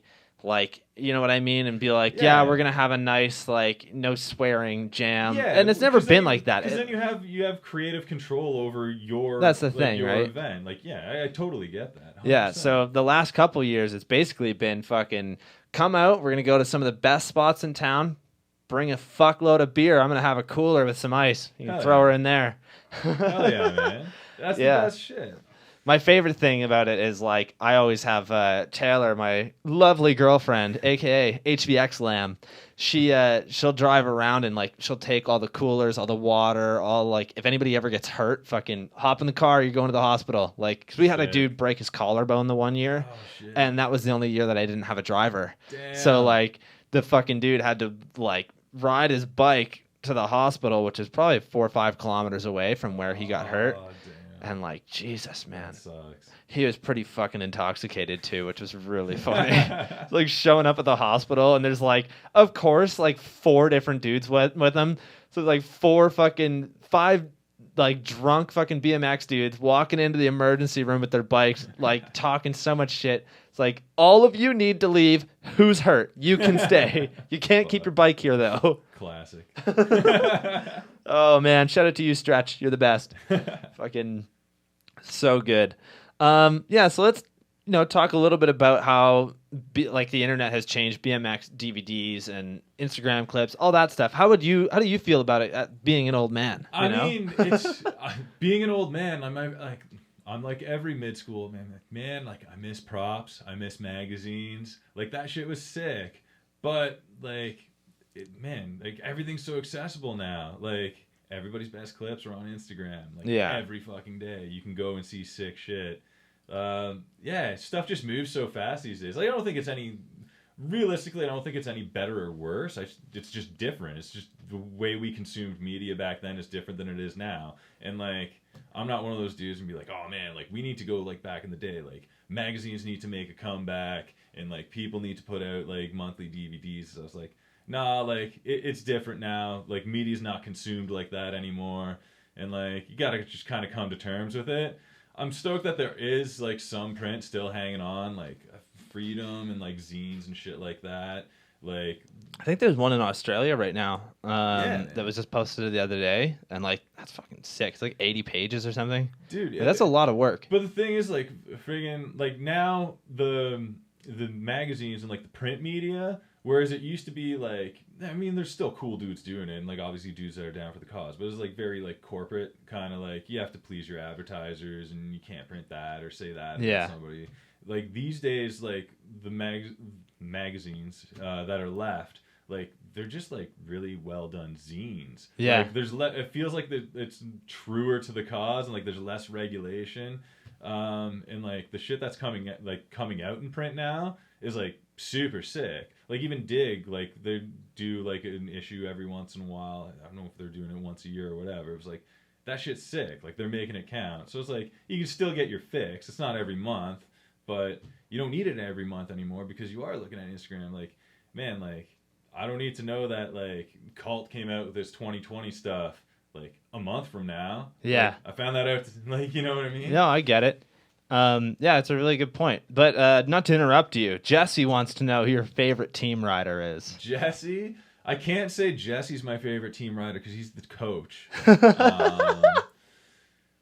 It's like picking amongst my children. That's a tough one, right? You love them all equally. I love Let's them go all with that. Equally. I don't want to cause infighting. That being said, if anyone on the team is listening, your team dues are up. So if you can e-transfer $500 to the shop account, you'll be on the team for another month. Yeah. There you go. Jeff, you owe $700. You forgot to pay last month. Yeah. Interest. Yeah, interest and everything. Definitely. Oh, man. That's awesome. What I love about your team, too, is that it's like everybody rides a little differently, and like they're all incredible riders, you know? Like you've got Dan, who's unreal when it comes to street riding and like handrails. Oh, and not anymore, all man. Of the... It's Ramp Dan now. No, it is Ramp Dan. Ramp Dan now. No, yeah, it's sick. I mean, that's just a byproduct of like the scene we grew up in, because like all those dudes I've known forever. Yeah. And like they're on the team, like, I don't know if it feels disingenuous to call it a team. It's like, no, like that's just the dudes that like, you know, are the dudes I ride with, the dudes that I'm friends with. And it's like, I've had it's kids, the Station like, family. Yeah, man. Like, dude, and all those dudes are sick, man. Like, those are the dudes that like helped me get the shop together. Like, those are the dudes that were in the shop, like helping me build fucking cabinets and like paint shit and do stuff. Yeah, you got Jeff lifting fridges over his fucking head. Where do you need this? I'll hold it for another 20 minutes, but I might need to set it down. But like, in all honesty, like, dude, like without those dudes, like the dudes that are on the team, like without those dudes, like their support, like with the beginning of the shop and like just the support with the idea of making a shop. It's like the shop wouldn't exist if it wasn't for those fucking dudes. Yeah. It's like fucking not to get all emo and shit, but fucking those dudes are sick, and like that's why the shop's here, and that's why the shop's still here. Like they help out, just by being themselves and like being cool friends. Hell yeah. And like I have like tons of kids ask like, oh, can I get sponsored? Can I get on the team? It's like, well, dude, like the person on the team that I've known for like the least amount of time is like fucking like 10 or 12 years at this point. So it's like, call me in 10 or 12 years. Yeah, come hang out like once a week, maybe more for the next 12 years, and we'll think about it. It's like, man, like, what do you want sponsored by, like, a local shop? It's like, man, I'll give you, like, a 5% discount on those grips, dog. Yeah. That's always, like, I was definitely the kid that really wanted to be sponsored when I first started. Dude, and I mean, everybody was. Like, I was. Yeah. When I was a young buck, like, when getting into it, it's like, fuck yeah. Like, who wouldn't want to be sponsored? Like... Yeah, and over the years I definitely kind of changed my mind on it. I actually had a small like sponsorship with a mountain bike distribution company for like BMX stuff. It's just I knew the rep for like Ontario. Was it Llama? No, it was NRG. Oh hell yeah. Yeah, so like they gave me a free set of pedals that are still to this day on my road bike. That was like 7 or 8 years ago, and like I fucking shredded those pedals for probably like 4 or 5 years, and they started getting like bent like so far down. And like, I just got grips flowed to me, and like, to be honest, I don't even know if the company knew. I think it was just the fact that Dave, who was the I don't know if he still is, but Dave, if you are, fucking shout out to you, man. You're the best. I don't know. I think he was just able to kind of, flow stuff out to certain people, and he just gave me some free stuff. Yeah, it was awesome. Hell yeah. Yeah, and like it's definitely, I won't deny it. It's pretty awesome to be able to get like free shit or discounted stuff, but at the same time, I'm like, I don't mind paying full price anymore. Now that I have like a full-time job and I can afford to do it, I don't really mind. Like, yeah, definitely. I mean, like, like being sponsored, like if you get it, it's sick. But I mean, like, I don't know. All the kids like, how do I get sponsored? Like, what tricks do I need to do to get sponsored? Like, how do I get on like this team or do that? It's like, man, like, don't worry about that shit. Like, ride, make friends. Like, eventually you're going to meet somebody who knows somebody who knows somebody. And fucking, if you're good enough, if you're cool, like, shit'll happen. Hell yeah. Like, man, like, how many stories do you know of, like, dudes from even around this area? It's like, all they did was, like, be cool and, like, be sick on a bike. And somebody ended up noticing and, like, float them some shit or put them on some team. It's like, that's how it happens. Like, yeah, or you pull the world's first, backflip to manual. Fucking, you're unreal on a bike. Your name's John Heaton. Fuck, man. Like, all of it, if you're sick and like if you're sick on a bike and you're not a piece of shit, like it'll happen. Like, you might not go big time, but like if it's meant to happen, it'll happen. Like, I think the dudes that's that like are sending sponsor me tapes and like begging to be sponsors. Like, those aren't the dudes getting hooked up, man. Yeah. Like, I think that's a big thing within BMX too, is that a lot of people have this douchey attitude, and like a lot of those people don't really do too well when you think about it. When you think about some of the best, they're all really good dudes. Yeah, man. Like, because you're a brand is sponsoring you to advertise their product. Yeah. Like, yeah, do you want your brand to be repped by like a dude who's a dick to people and like who's lame? Like, nah, man. Like, if the dude like, you want it on someone cool that people like, so they're gonna be like, oh yeah, he's on that brand, like he's cool, like maybe I'll buy that shit. Like, yeah, definitely. Yeah, getting sponsored shouldn't be your first thought when you think about BMX, guys. Definitely just no. Remember what BMX you're ready is to about. Get sponsored, you won't care about being sponsored. Yeah, pretty much. Hell yeah. Oh, man. So let's talk a little bit about distros since we're going on about sponsors. Like a lot of people within Southern Ontario, a lot of the riders first get hooked up with distros or distribution companies. Yeah. And then with certain ones, so like OGC, BMX, with them, typically you get sponsored with certain companies through them. Yeah. So you ride for, like if you're Eli Taylor, you ride for Merit and Fiend. Yeah. And then like, it really depends, right? Like with Ryder, I don't know how it works. Ryder's a little bit sparser for like as far as like who they sponsor. Yeah, he had Drew and then Corey. I I wasn't sure if he had sponsored Corey. I had always heard a rumor that he wanted to sponsor Corey, and then Corey hit up Cult himself, and they were interested and just took them. Don't quote me on it, but I'm pretty sure Ryder is sponsoring Corey. Okay, yeah. But obviously Corey's Cult deal is definitely like obviously with a signature frame. Like it's definitely it's with the actual company. But I'm sure that Ryder helps him out on that stuff. Yeah. I'm pretty sure that he would be considered like a sponsor. Well, at this point, he's a pro level rider. Yeah. You know what I mean? Like he's 100% getting pro checks. He's not getting just flown stuff. Like, yeah. And Corey's unreal. Corey's sick as hell. Yeah, like nicest dude, so humble.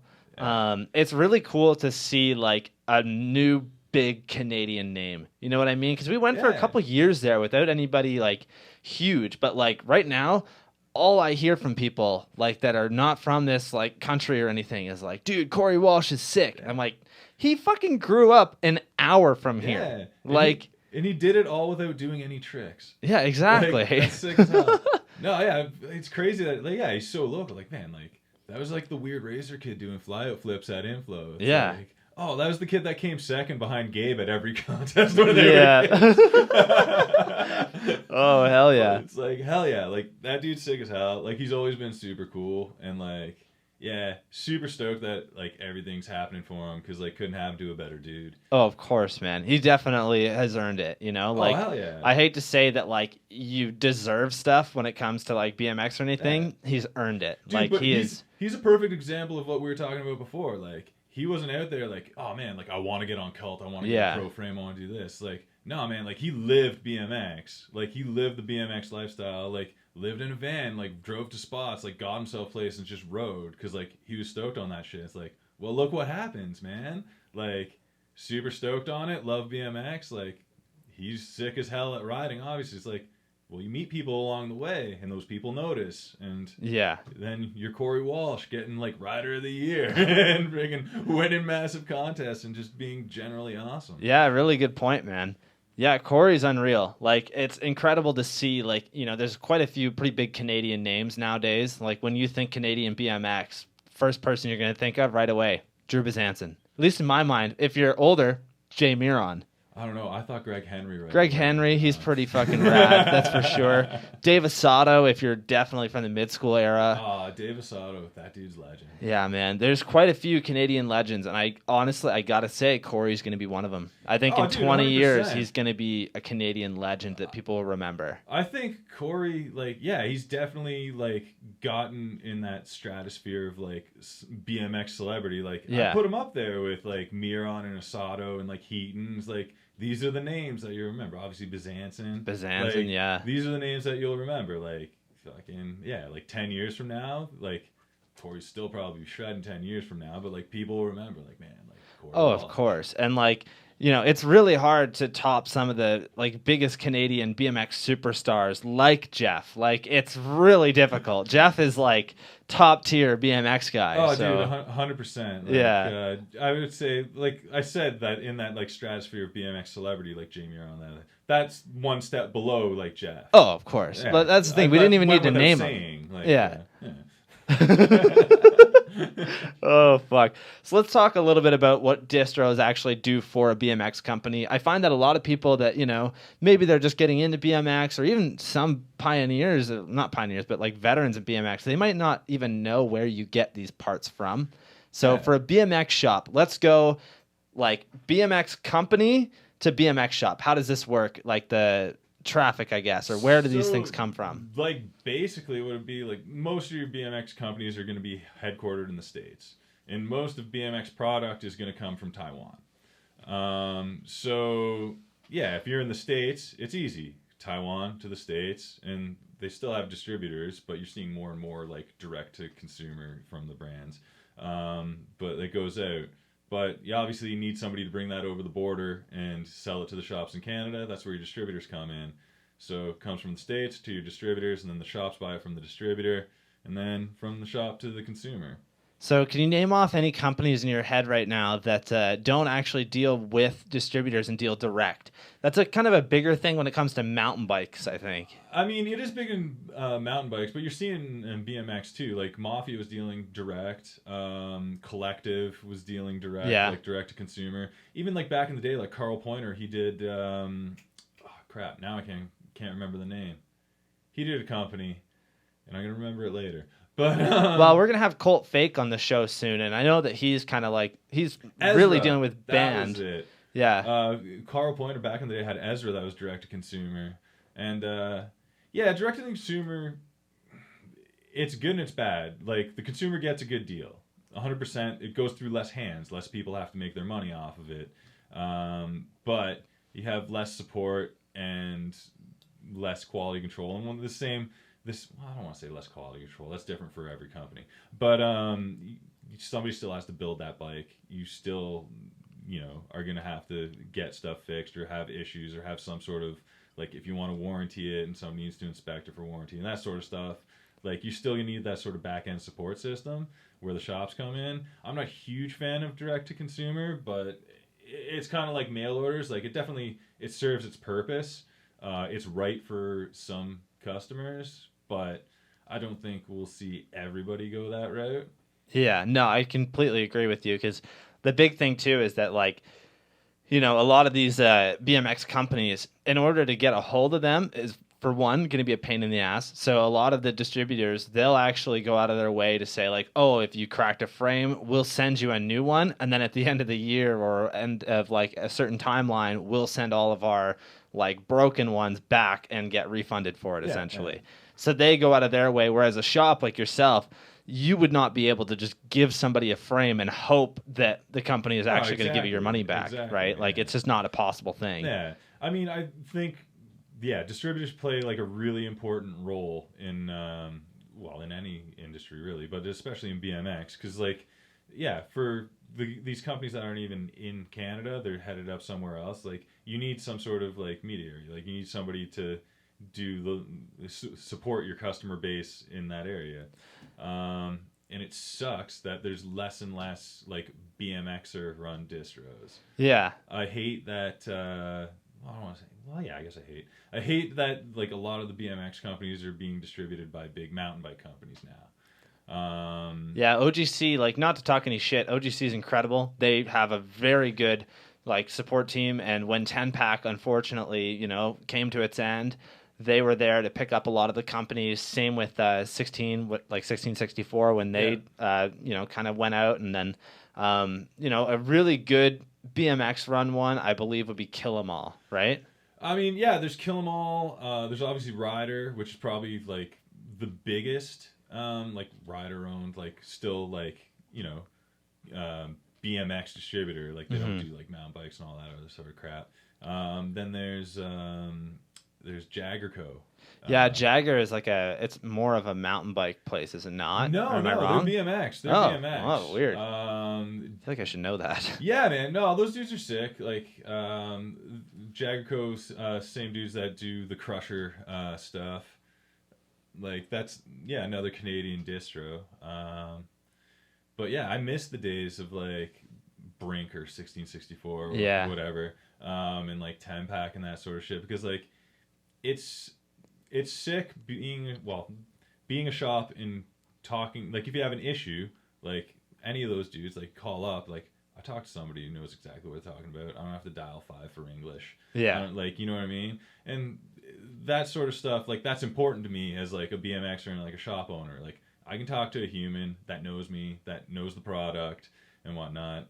And like, it's not a slight on like OGC or like QBP or those dudes. It's just like, they're so big and they deal with so many like retailers and so many products. Like you can't do that. Yeah, no, I completely agree. And like a big thing too is that when you get into like the distros, it's a lot easier to order a smaller quantity of stuff. Like if you're ordering direct to the shop, I feel as if, and I'm just going off of my own personal bias with this, I think it would be a lot harder to be like, hey, I just need a couple pairs of forks or something. They're going to want to send you a bunch more and the shipping and whatnot. I don't know if that's true. It's just my personal. What, going from direct to company, like directly from the company to the shop? Maybe. I know that distros are kind of like that as well. Like certain distros. Certain distros definitely, but like yes and no. I mean, I guess it really just depends on the company rather than like, pulling it into that one specific. Yeah, like I've definitely dealt directly with some companies, and like, mind you, like they're like rider-owned companies that I've dealt with like directly that were like awesome, and like I was like, dude, like I had a customer, you guys don't have a distro here anymore, like I need a couple things, like not a massive order, like can you hook it up? And like they're super helpful and super down for the cause. Like I haven't gone down the, I'm sure if like I went to like fucking like Mongoose or something, I was like, oh man, like can I get one of those Stranger Things bikes? They'll be like, go fuck yourself. Like buy a fucking truckload or get out. Yeah. But I mean, yeah, on the distro side of things, like man, honestly, I can't complain about distros in Canada for BMX right now. No, they're all like really good. Yeah. Like all of them are really good with their customer service. They're all very good at what they do. Yeah. Like I mean, the only thing I would say is that like there's a couple of brands that don't have distro right now. That's not the distributor's fault. Those brands, Mutiny, needs to, like, I would love for them to have like a Canadian presence, but at the same time, like, dude, like I get it too. Like we're a small market. Like, we're not even California, man, population-wise. Like, yeah, we literally have less than, 30 million people in Canada? Yeah. Like, we're a niche within a niche within a niche, man. So then you got to think about out of those 30 million, how many ride BMX? It's actually kind of incredible whenever I see how many people show up to my jams or when I see big events happen. I'm like, holy shit, there's a lot of BMX riders in Canada. Hell yeah. And, like, it's fucking pretty cool. But, yeah, definitely, like, distros are they play a very important role within BMX. And like the distros too, like even like beyond like servicing the shops and that sort of stuff with like product to sell, like the distros, and we're lucky in Canada that all the distros are like super good with it, like sponsoring like events and jams and stuff like that. Like, dude, like all these dudes are like super down to like support the cause, and like you see that a ton with like the rider owned ones as well. Because, like, they get it. Like, they're down with the cause. Like, and it's sick. So, like, that's another important role of the distro. It's like they have to they're supporting their sales base. Like, so, like, they gotta, like, they're gonna support the riders, support the events, support the shops, so that everything can grow, so that everybody can make more money and have more fun. Oh, of course. And, like, the one thing I love about distros, too, and I don't know if this is true for all of them, but I will go off and say, like, when 10-pack was still around, I was working at a shop. I know I've told this story on the podcast before. Sorry, guys. But, like, when they were still around, I was buying a frame for myself. And I just let, like, I think it was Jeremy on the phone that I was talking to. Yeah. I let him know. I'm like, yeah, I'm super stoked to ride it. And he's like, oh, wait, it's for you? I'm like, yeah. He's like, you're a shop employee, so I'm going to give you 60% off of what MSRP would be. I'm like, that's fucking ridiculous, because that's like, I'm literally getting more money off of that frame. Like, the shop itself pays more for that frame. But the fact that I work at the shop and that we would buy stuff from him, you get some, like, money off of that. Don't worry about it. I like open it up and fucking, of course, frames there, color I want, everything's perfect. Start ripping the stuff out. There's fucking candy at the bottom. He's got like Maynards and shit in there. Yeah. Those dudes were sick for that. Oh hell yeah, man! Like, yeah, man. Like distros, they serve a person. They're all sick in Canada. I mean, I definitely have my favorites, but like, yeah, man, it's good. I think it's definitely necessary. They serve a role and they do it well right now. Yeah, exactly. Yeah. Oh man, distros are pretty rad. You definitely need them. So to go back on some bike shop stuff here, it's a very common thing that like most bike shop owners will say is that you actually don't really make your money like from selling like full-on bikes or parts. You make a lot of your money from repairs. Now, I feel like this would be different at a BMX shop because most people know how to work on their own bike. Like, definitely wheel builds, truing wheels. Yeah. You're going to make some money off of that because not a lot of people are able to do that. Yeah.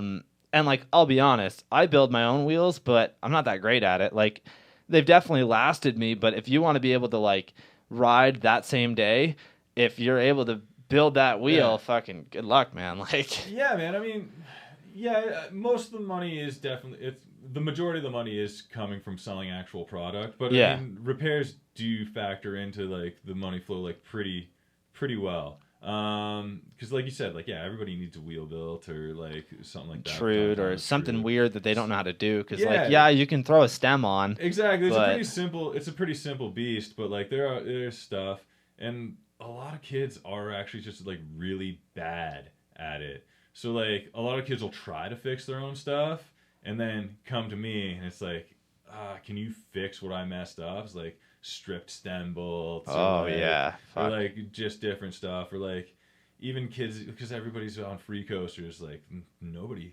knows how to fucking fix a coaster. It's like, so like stuff like that. So like, yeah, repairs definitely bring in money. Like the hard goods are definitely where most of the money is, but you still make pretty good money on repairs. And yeah, I think it's important that a shop is able to do repairs. Like there's some shops out there that like they can't build you a wheel. That's fucking unbelievable. Dude. Like in my mind, I'm like, building a wheel, let me get this straight, guys. It's really not that difficult. Yeah. It's time consuming. I can do it. I built both my wheels in the same day within 3 hours. Yeah. But I was fucking frustrated the whole time because I didn't want to do it. It's a Yeah. pain in the ass. But like it is one of those things that if you own a bike shop, you need to be able to do all of the work. You know, I mean, that's me saying this. I'm sure you, as a bike shop owner, you're like, hey, if you want to own a shop and not be able to do repairs, send them my way. Dude, like, sick. But I mean, you don't see them all the time. But like, I definitely know of a couple places where it's like, I mean, mind you, they're not like totally like BMX shops. Like they sell like other stuff, but they do sell BMX. Like, but like they couldn't service that if their life depended on it. Yeah. Which is sick too, because I get a lot of bikes sold at some other shops that come to me like, yo, like this bike's screwed and those dudes didn't want to like help me after they sold me the bike. It's like, well, hell yeah, like I'll fix you up and I'll show you what like you what know, actual BMX customer service like is. the customer service that you should have gotten. It's like, well, that's dope because like, yo, I just made like a sick customer off of that because like other place couldn't like build a bike properly or even help that customer after that. Like I've heard some gnarly shit from other places. Yeah, definitely don't bring up any names, but do you have a specific story that's not gonna give those people out? You don't have to answer that. Nothing majorly specific, but I've had a couple stories where people come to me and they're asking me like, is there something wrong with me? Like the way this other place made it seem is like there's something wrong with me, not the bike.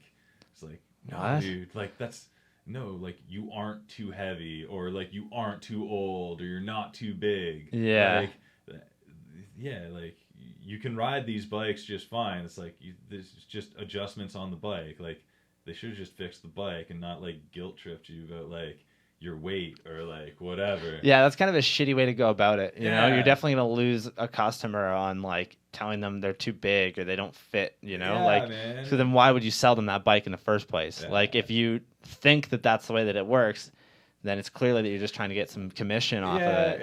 and you see it with BMX too, because like for a lot of places that are selling BMX bikes, like that's not their main gig. It's like, here's all the other shit we sell and make tons of money off of. We got like a couple BMXs because like they might go out the door. They might not. They might be putting them on sale by fall. So. Exactly. So it's like, yeah, you get different levels of caring. So, but that's why you should come to Station BMX. Exactly. We care about Station BMX. BMX. They care about BMX. No, I think it's important that like anybody that is getting into BMX or rides BMX, go to a locally owned shop. Don't go to like, and if you can, like sure, if you buy a bike from a specific store that sells more mountain bike stuff and you've got your warranty on it and everything, they're willing to work on it, definitely take it to them. But I would highly suggest that you go to a BMX specific shop or like shop that specializes in BMX because they are going to be able to do the work that other shops can't. Free coasters, I guarantee if you take a fucking free coaster wheel into a normal mountain bike shop and you ask them to adjust the slack in it, they're not even going to know what the hell you're talking about. Oh, yeah. Well, like free coasters freak those dudes out for the most part. It's different beasts, man. Yeah. Like, yeah. And it's all comes down to like, man, like if you're going to somewhere and like they're treating you good, hell yeah, support them for treating you good. Yeah. But, like if they're treating you like shit, like don't take that. Like, no, there's other don't. places. You have a choice. That's the thing. Yeah, exactly. You absolutely can go anywhere. Exactly. You don't have to go there. Hell yeah.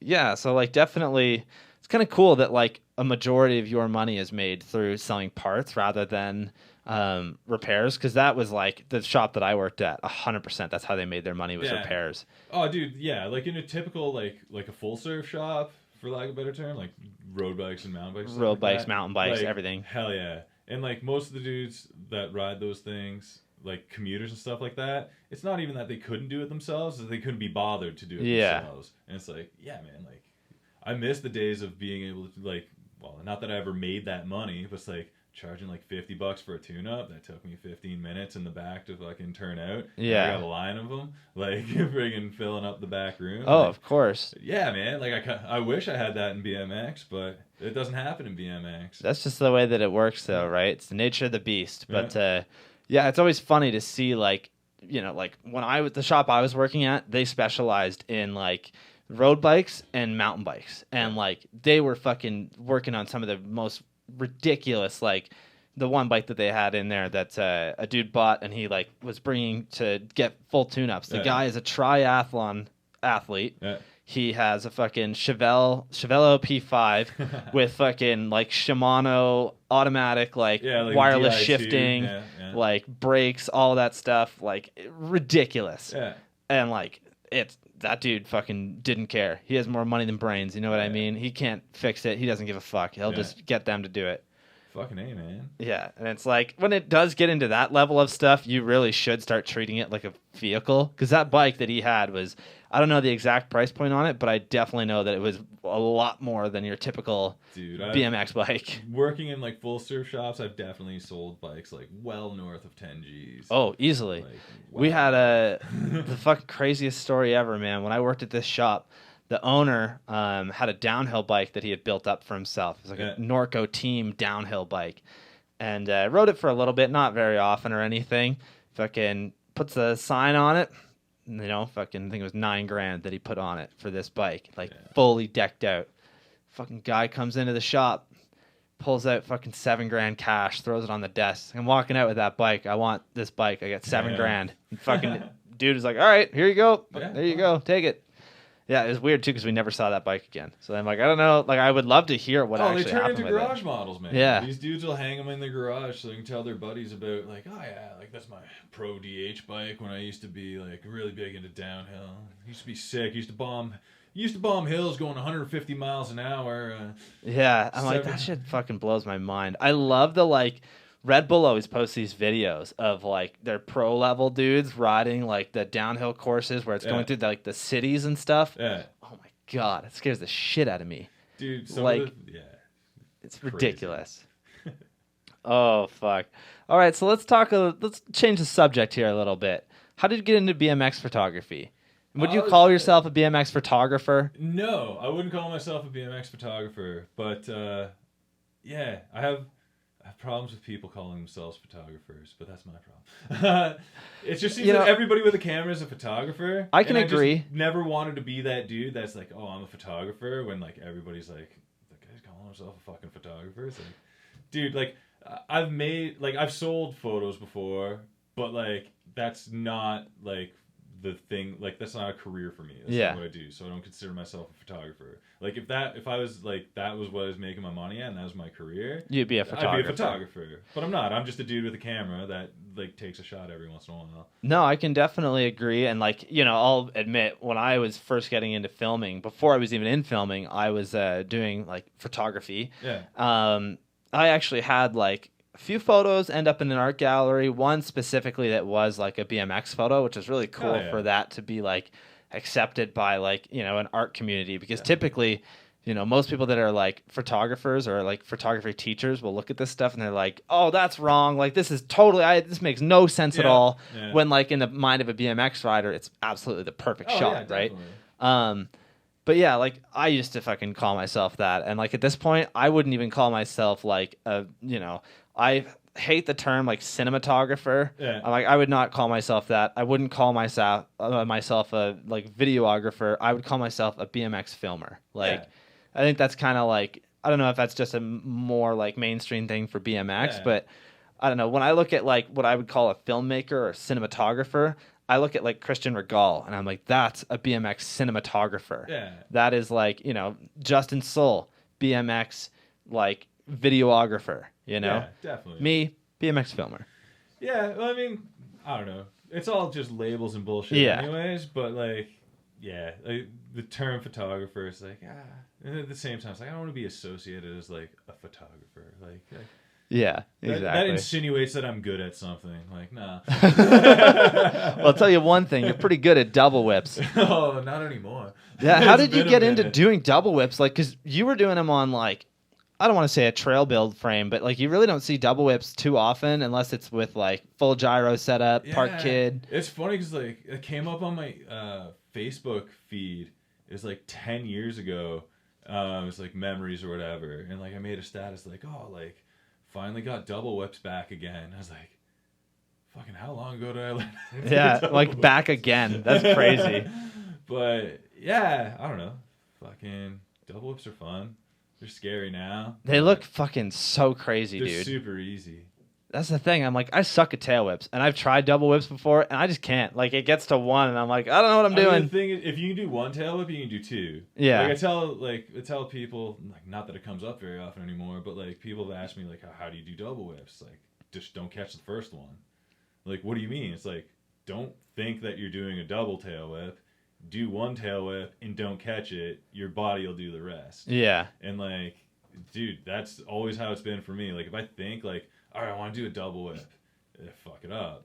It's like, If you just drop in and do it, it's yeah, fucking... just drop in, do a single whip, miss the first catch. You'll get the second one. Yeah. Like, Yeah, they look crazy, man. Especially on, like, your bike, because it's a bigger bike. I always like when you see, like, a big bike doing, like, a double whip, just because it looks so crazy, right? Like, I don't know. That's my personal thing. When you see, like, a smaller, like, little park-style bike, it just looks like... I don't know. You can definitely see that it's a double whip, but it just doesn't look the same. yeah, well, I mean, it's purpose built, right? Yeah, exactly. Oh, man. So, yeah, BMX photography. I actually have a few photos here that I pulled up you took. So let's go through these really quick. Right.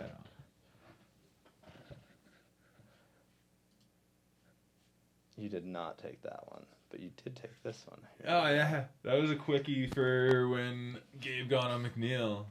Yeah, that was seriously like 5 minute in and out. Yeah, I'm like, that's crazy too, because Gabe is like, he's an unreal rider, but then when you see like a hanger on a square rail like that, down a set of stairs, I feel like there's probably a door over here. I don't know. There's like a little, like, you can't see in there, but there's about like maybe 6 feet of run out, and then there's like a curb with like bushes and shit. Oh, yeah. Yeah.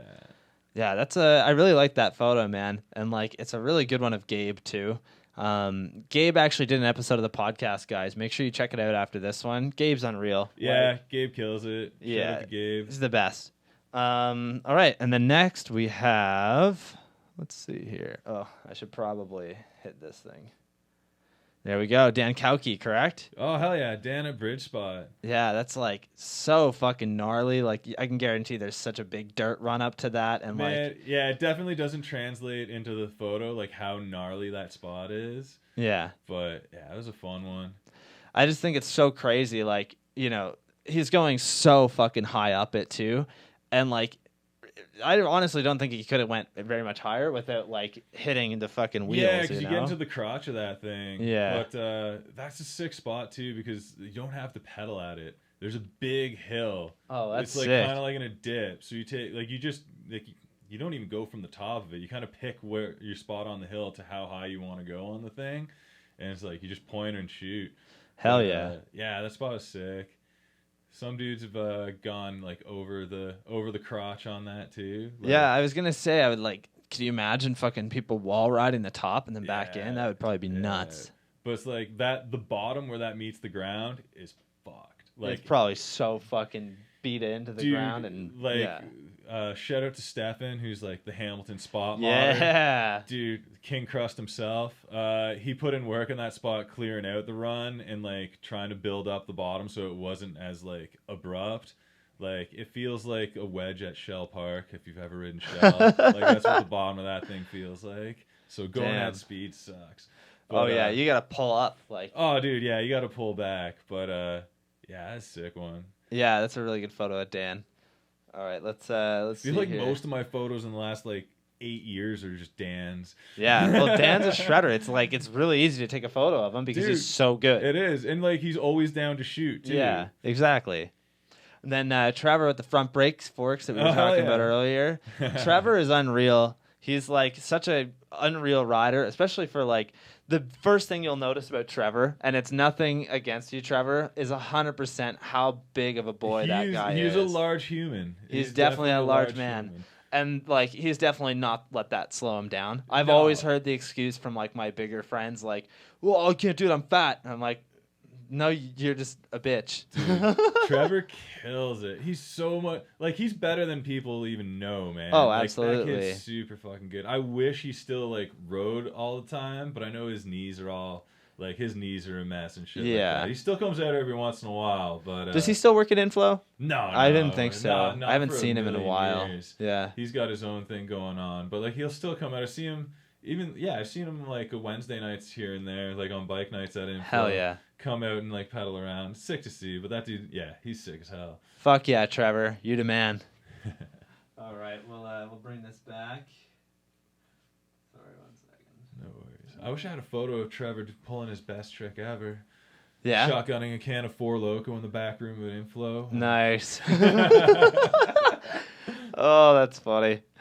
Yeah, that's like the best moments in BMX is when like you're like really tight with the like crew that runs an indoor park or something, and then like all the kiddies leave, you're closed, and you can actually fucking hang out, drink a beer, you know, like definitely some sody pops had it all in after hours. Hell so yeah. Well, I mean that's Inflow. That's any park, like, right? Like, dude, like Inflow for like our scene wouldn't be what it is without like Will and those dudes at Inflow. Like that park supports the scene. Like, dude, what would we all do in the winter? Especially like they were around years before Joyride was around. It's like fuck. Oldest park still running in Canada. Yeah, you know what I mean. Back in the day, like unless you felt like driving to Buffalo, it's like well, you had Industries too. I don't know how long that was around for. Industry. Well, X Up, then Rail City, then Industry, and then Rizzies. I think that's all the hands that were changed on that part lifespan. But I always heard a rumor that when it turned into Rizzies, they chopped the ramps like in half and then tried to move them all around and make something different. I don't know if that's true. I never actually got to go, so I don't know. I know like they fixed up a couple things and built a couple things when it was Industry, but like everything, I feel like everything Rail City had was just from like that 1 year. I think it was 1 year that X Up existed. Wow. Like when that place started, it was sick because it was 2 rooms. It wasn't just the one. Shit. Warehouse. It was 2. So you had like all the quarters and like normal shit in the one. In the other warehouse, it was like wooden rhythm before like that was even like really a thing that you saw. Yeah. It was sick. There was like a hip and a spine. And, like it was dope. But yeah, it didn't last too long. But yeah, indoor parks are really difficult to keep open, especially nowadays. Nowadays, you know, like I was always, when I was young and when I was in high school, I wanted to open an indoor park. That was my thing. I really wanted to do it. And, you know, looking at it now, it's such a big investment and I would love to do it. However, like most of my friends, they don't even go to indoor parks during the summer. And that's like, I am really good friends with everybody in the Kitchener, Cambridge, Waterloo community. Yeah. So I'm like, I wouldn't make any money. That's the thing. Like, I'm sure that if I owned one and it was around, people would ride it, but I don't think that it would work. Dude, it's a really tough game, man. And that's another one of those things. It's like, I don't think you'd own like a skate park because like you liked money. Yeah. Like you had like if you own a skate park, it's because you have a passion and you like love the sport. And yeah, like Will's that dude. Like that's the thing. Unless you're talking like Joyride or even Rays, like those dudes, I don't even think they make that much money. They definitely didn't open it for the money. Yeah. You know what I mean? Yeah. But like those have become the biggest parks in the world. Yeah. Like you know, of course, Adrenaline Alley in like the UK, biggest park in the world at the moment for indoor parks. Opening a new building recently too, which is insane. They call it the Warehouse, I think, or the Air House, but it's like it's ridiculous. That's it. Those guys are huge, biggest indoor park, and then after that, I think it's honestly Rays and Joyride. Yeah. Like it's pretty fucking nuts, man. Yeah. So here's an interesting one for you. I've always heard a rumor that you had sprockets either made for you or you made sprockets. Yeah, I did. I made sprockets. Yeah, so let's talk about this a little bit. Why did you make sprockets? Was it because it's something that you wanted to do, or is it something that you run a very weird, like, gear ratio? It was just something that I could do. Yeah. At the time, I was working for a company manufacturing stuff for like the bike industry, and yeah, I was dealing with like all the sourcing materials and doing shit and this and that, and I just was dealing with companies that did this sort of shit. So I was like, fuck, it'd be cool if I like made a sprocket. So I do run like, not that it's that odd, but I run like 30-10 gearing. Yeah, that's a pretty normal ratio for older guys. Yeah, it's heavy, but it's not like killer. But like I've always had like simple taste when it comes to like, I don't like tons of colors on my bikes. I like clean lines. I don't want something that looks like it's crazy. So, definitely don't want the band sprocket that looks like a weed leaf. Yeah, exactly, exactly. So like something low key and like light and functional. So I started messing around. Well, I mean, I was doing it for work too, like in CAD and like 3D modeling and that sort of shit. And I got bored and I drew up a sprocket, and I was like, oh man, like that's sick. It'd be cool if I could get it made. And I was dealing with all these companies, like, well, fuck, like I'm talking to these dudes anyways. I'm gonna fucking send a couple emails, be like, yo, like, how much to make this? What's my minimum quantity? When can I expect to see it? They got back to me with numbers that I wasn't expecting, and I was like, yeah, fuck, like, give me a run of the minimum quantity. Yeah. So, like, I ended up with, like, 100 sprockets.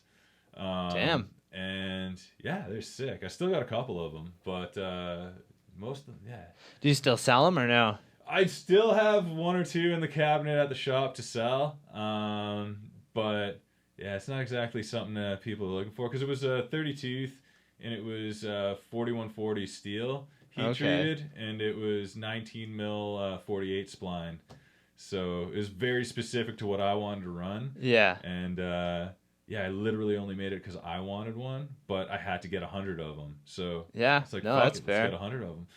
That's pretty cool, man. Especially because like you got 100 of them, so you definitely put some money into it. But like, yeah, not as much as you'd think. Damn, that's pretty cool.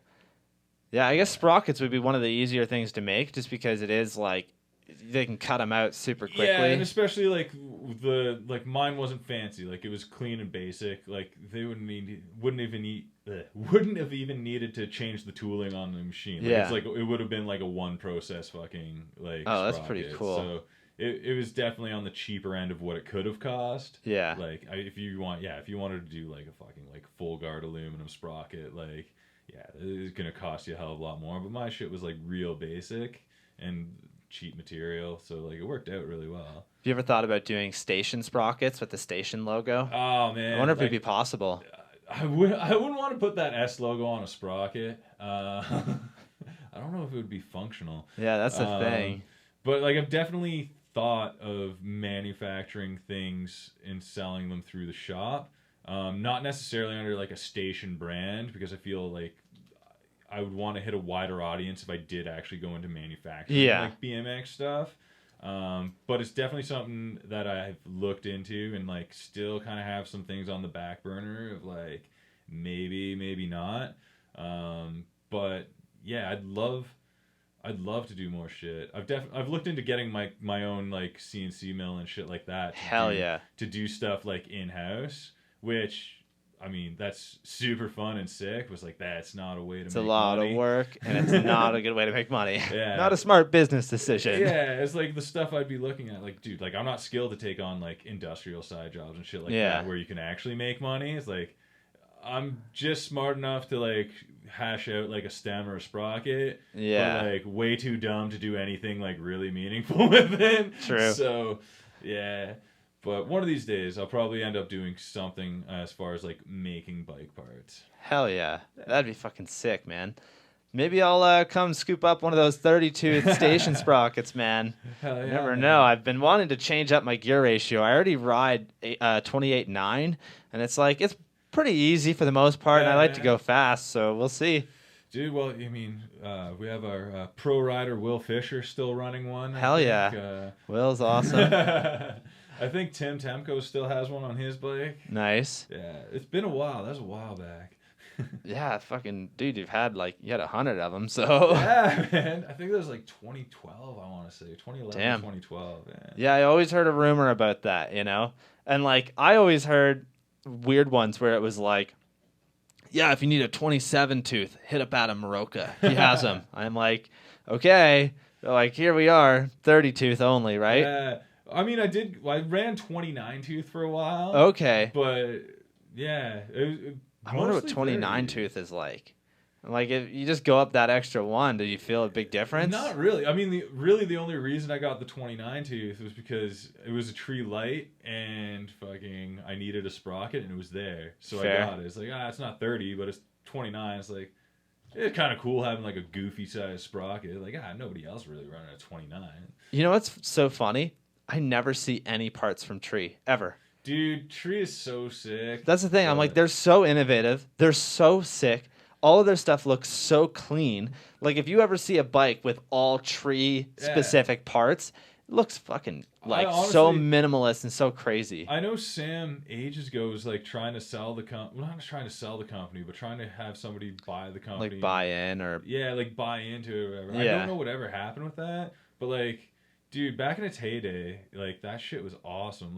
Tree light sprocket, to this day, my favorite sprocket ever made. Hell yeah. Thing is sick. I'm actually currently running one instead of my own. Yeah, right? And dude, I loved their bars. Their bars were sick. Their stem, their frame, the little buddy when they did it, that thing was sick as hell. Hell I think yeah. Kenny Oliver still has one of those kicking around. Nice.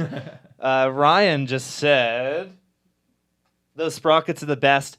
30-9 ratio for life. So maybe I'll come in and grab a 30 tooth, make this happen. Well, I mean, Ryan says 30-9 ratio for life, but I don't know what the gear ratio on his other bike is.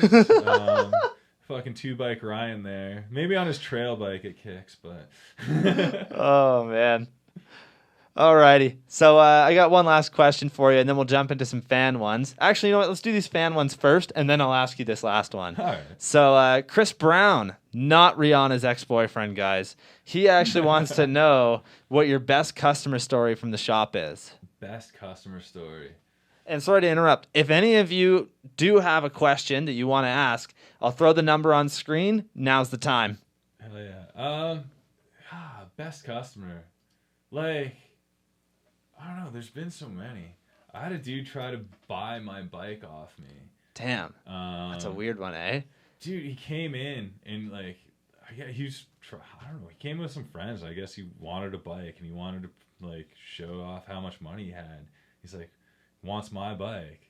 He's how I want your bike, man. How much for it right now? And I looked at it. I was fuck, man, give me $3,000. Yeah. It's $3,000 for that. It's all used. Yeah, but I don't want to sell it and you want it. Yeah.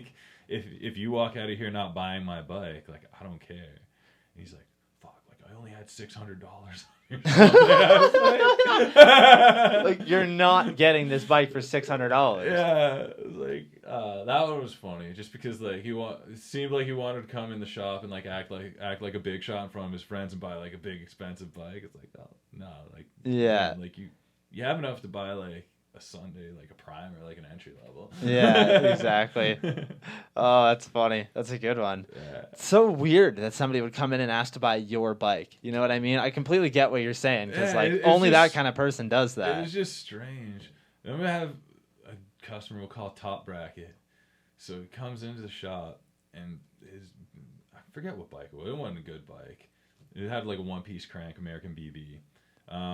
He's oh man, something's wrong with my bike. My cranks are moving all over the place. Oh, so no. I go and check it out. I was it's blown out. I was yeah, dude, your bottom bracket's shot. You need to replace it if you want it to feel normal again. And he didn't react to that. He looks me dead in the eyes okay, but how's my top bracket?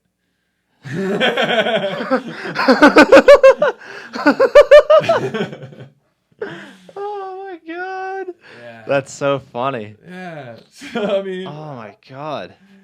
How's my top bracket? I can't blame the kid though. He doesn't know what his what bike parts are called, right? It's not like he was King Shit BMX or something. But that's that one so always funny. gave me a chuckle. That's top bracket. so funny. Jeez, man. Oh man, any other good stories?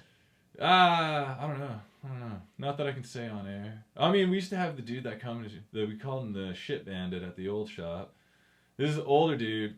He had to have been like senile dementia or something because the old shop was a couple blocks away from like an old folks home. Okay. He used to come in seriously like every day and take a shit in my shop. That's so funny. But like I let him do it because like, I felt bad. He's like the poor dude. Like he's just an old dude. Doesn't have any family or anything. Yeah. It's like whatever. Come and talk and like come and shit.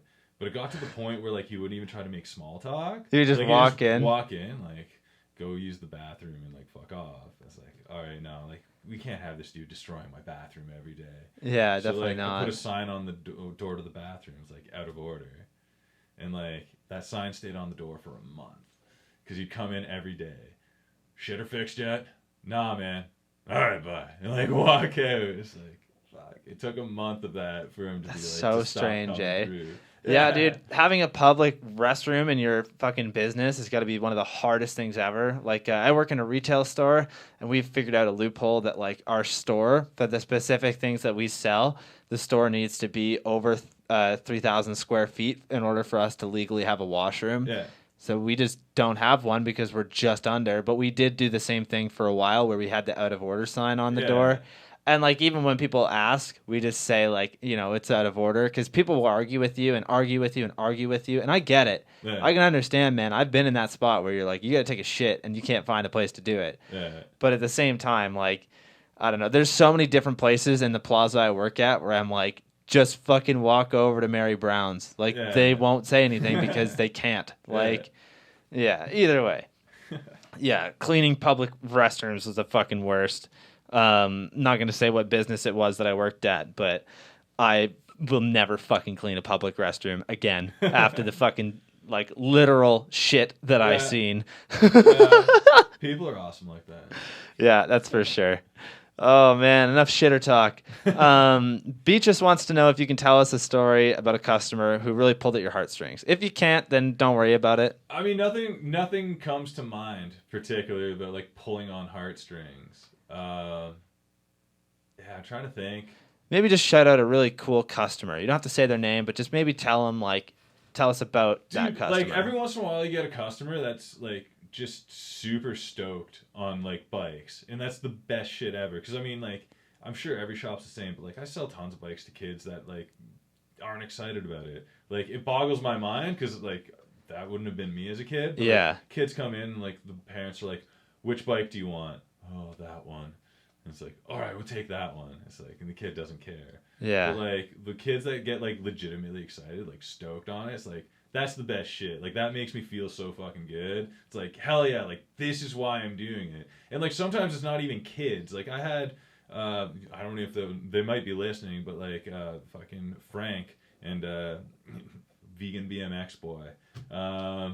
Shout outs. Those dudes came to the shop, and, like, they're, like, older dudes. Like, they're definitely, like, you know, at least, like, late 30s. Hopefully. I hope I'm not offending them if they're listening. But, like, they came in, and, like, they got stoked on bikes. Like, they're stoked on BMX, and, like, the energy about them when they come to the shop and talk about BMX and, like, look at stuff and, like, ask about stuff, like, it's fucking sick. Like, they're just 100% like, this shit is sick. It's super fun. We want to do it. And it's like, hell yeah. Like, that makes me feel so good. It's like, man, like, if you're pumped, like, I'm pumped. Hell yeah. Like, it's always like, you know, for me, anytime I go into a bike shop, fucking kid in a candy store. Yeah. Like, absolutely, like, so excited. I look at everything and, like, you know, it's just one of those things that, like, I even love to, like, just go to certain shops and see what they have. And then, like, if kids in the community ask, be like, go to this shop because they have it there. Yeah. Like, stay away from this shop if you want the specific item because they don't carry it. Yeah. However, this shop does it.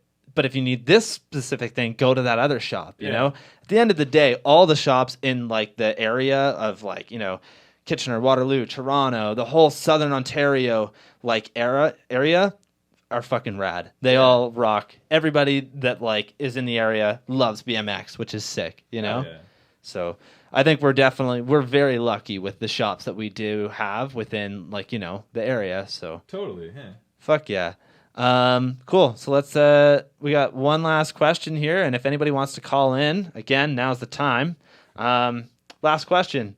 So let's talk about how important it is to follow your dreams and never do something that you're gonna regret doing one day. You know what I mean? Like my dad has always told me, like, when you are on your deathbed, do you really want to think about, oh, I should have been at work more? Like. Yeah.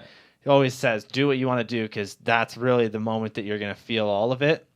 Definitely. So let's talk about, opening a shop, because it seems like that was a lifelong dream of yours. Yeah, 100%. Like, yeah, the thing is, like, yeah, I might not be making, like, tons of money. Like, yeah, and I'm not getting rich off of BMX. And, like, that's all right, because, like, I can get by, and I don't hate going to work every day. And, like, that's way sicker than making, like, fucking $300,000 a year, is, like, being able to wake up in the morning, it's like, sick, I get to go hang out at the shop. Like, that's dope. Hell yeah. You can't put a price tag on that shit. Yeah, there's never a bad day when you own your own business. You know what I mean? Sure, there's definitely days. bad days well, when you own your own business, but it's like, there's definitely bad days, but what I mean is that, like, you're not ever going to regret opening a shop because of that specific one customer or that one day that you had a shitty day. At the exactly. There's definitely the good outweighs the bad. Yeah. Right? Especially if you're in it for the right reasons. And that goes for anything in life, though. Like, if you're doing something for the right reasons because it makes you happy or you have a passion for it, it's like, who gives a fuck about anything else? Yeah. Like, you got to take care of yourself. If that's what makes you happy, fucking go make yourself happy, man. Of course. It's like, you definitely have to do that. I know quite a few people that work depressing jobs and they fucking hate their life. And then, you're depressed because you don't like this job, and then you don't want to go and do anything because you're depressed, and then you have to go to work the next day. And it's a vicious cycle. Yeah, exactly. Yeah. Vicious cycle of just never being happy and never following your dreams. I think it's important that, like, there's so many days that I'd much rather just sit on my couch and play a video game, but instead I'm in here working and working and working because it's important to me that I do it, and it's important that, like, it doesn't have to go somewhere, but I would love to have this podcast take off and be able to fucking do it with the biggest guests in the world. I mean, we already had Escamilla. Well, I mean, you had me, so exactly, like, you, Jeff next week. I can't compete with Jeff. Shit. Yeah, it's gonna be rough. You'll be up there, but damn. Hell yeah. Alrighty, that's it for the podcast. You got anything else you want to add? No, man. Thanks for having me. Fucking. Of course. Thank you for coming on, dude. Yeah. We did 2 hours, 16 minutes. Holy shit. Passes by, eh? Damn. I thought I was going to be here for like half an hour and run out of things to say. Fuck. No, man. Fucking goes on. Hell yeah. Well, guys, go to Station BMX. Go visit Adam. Support the Hamilton scene. Go to Inflow. Go to your local shop. Just anywhere. You know what I mean? Yeah. Really just go in it and support BMX, but definitely go to Station. That's exactly it, man. Like, if you're into BMX, fucking support BMX. Hell yeah. We'll end it off there. Thank you guys for tuning in. Next week we got Jeff Robertson, and maybe on Sunday a special guest. We'll see. I'm trying to figure this out. I'm like, I don't know who actually watches Super Bowl or not, so we'll go off of that. I'll let you know next week. Peace.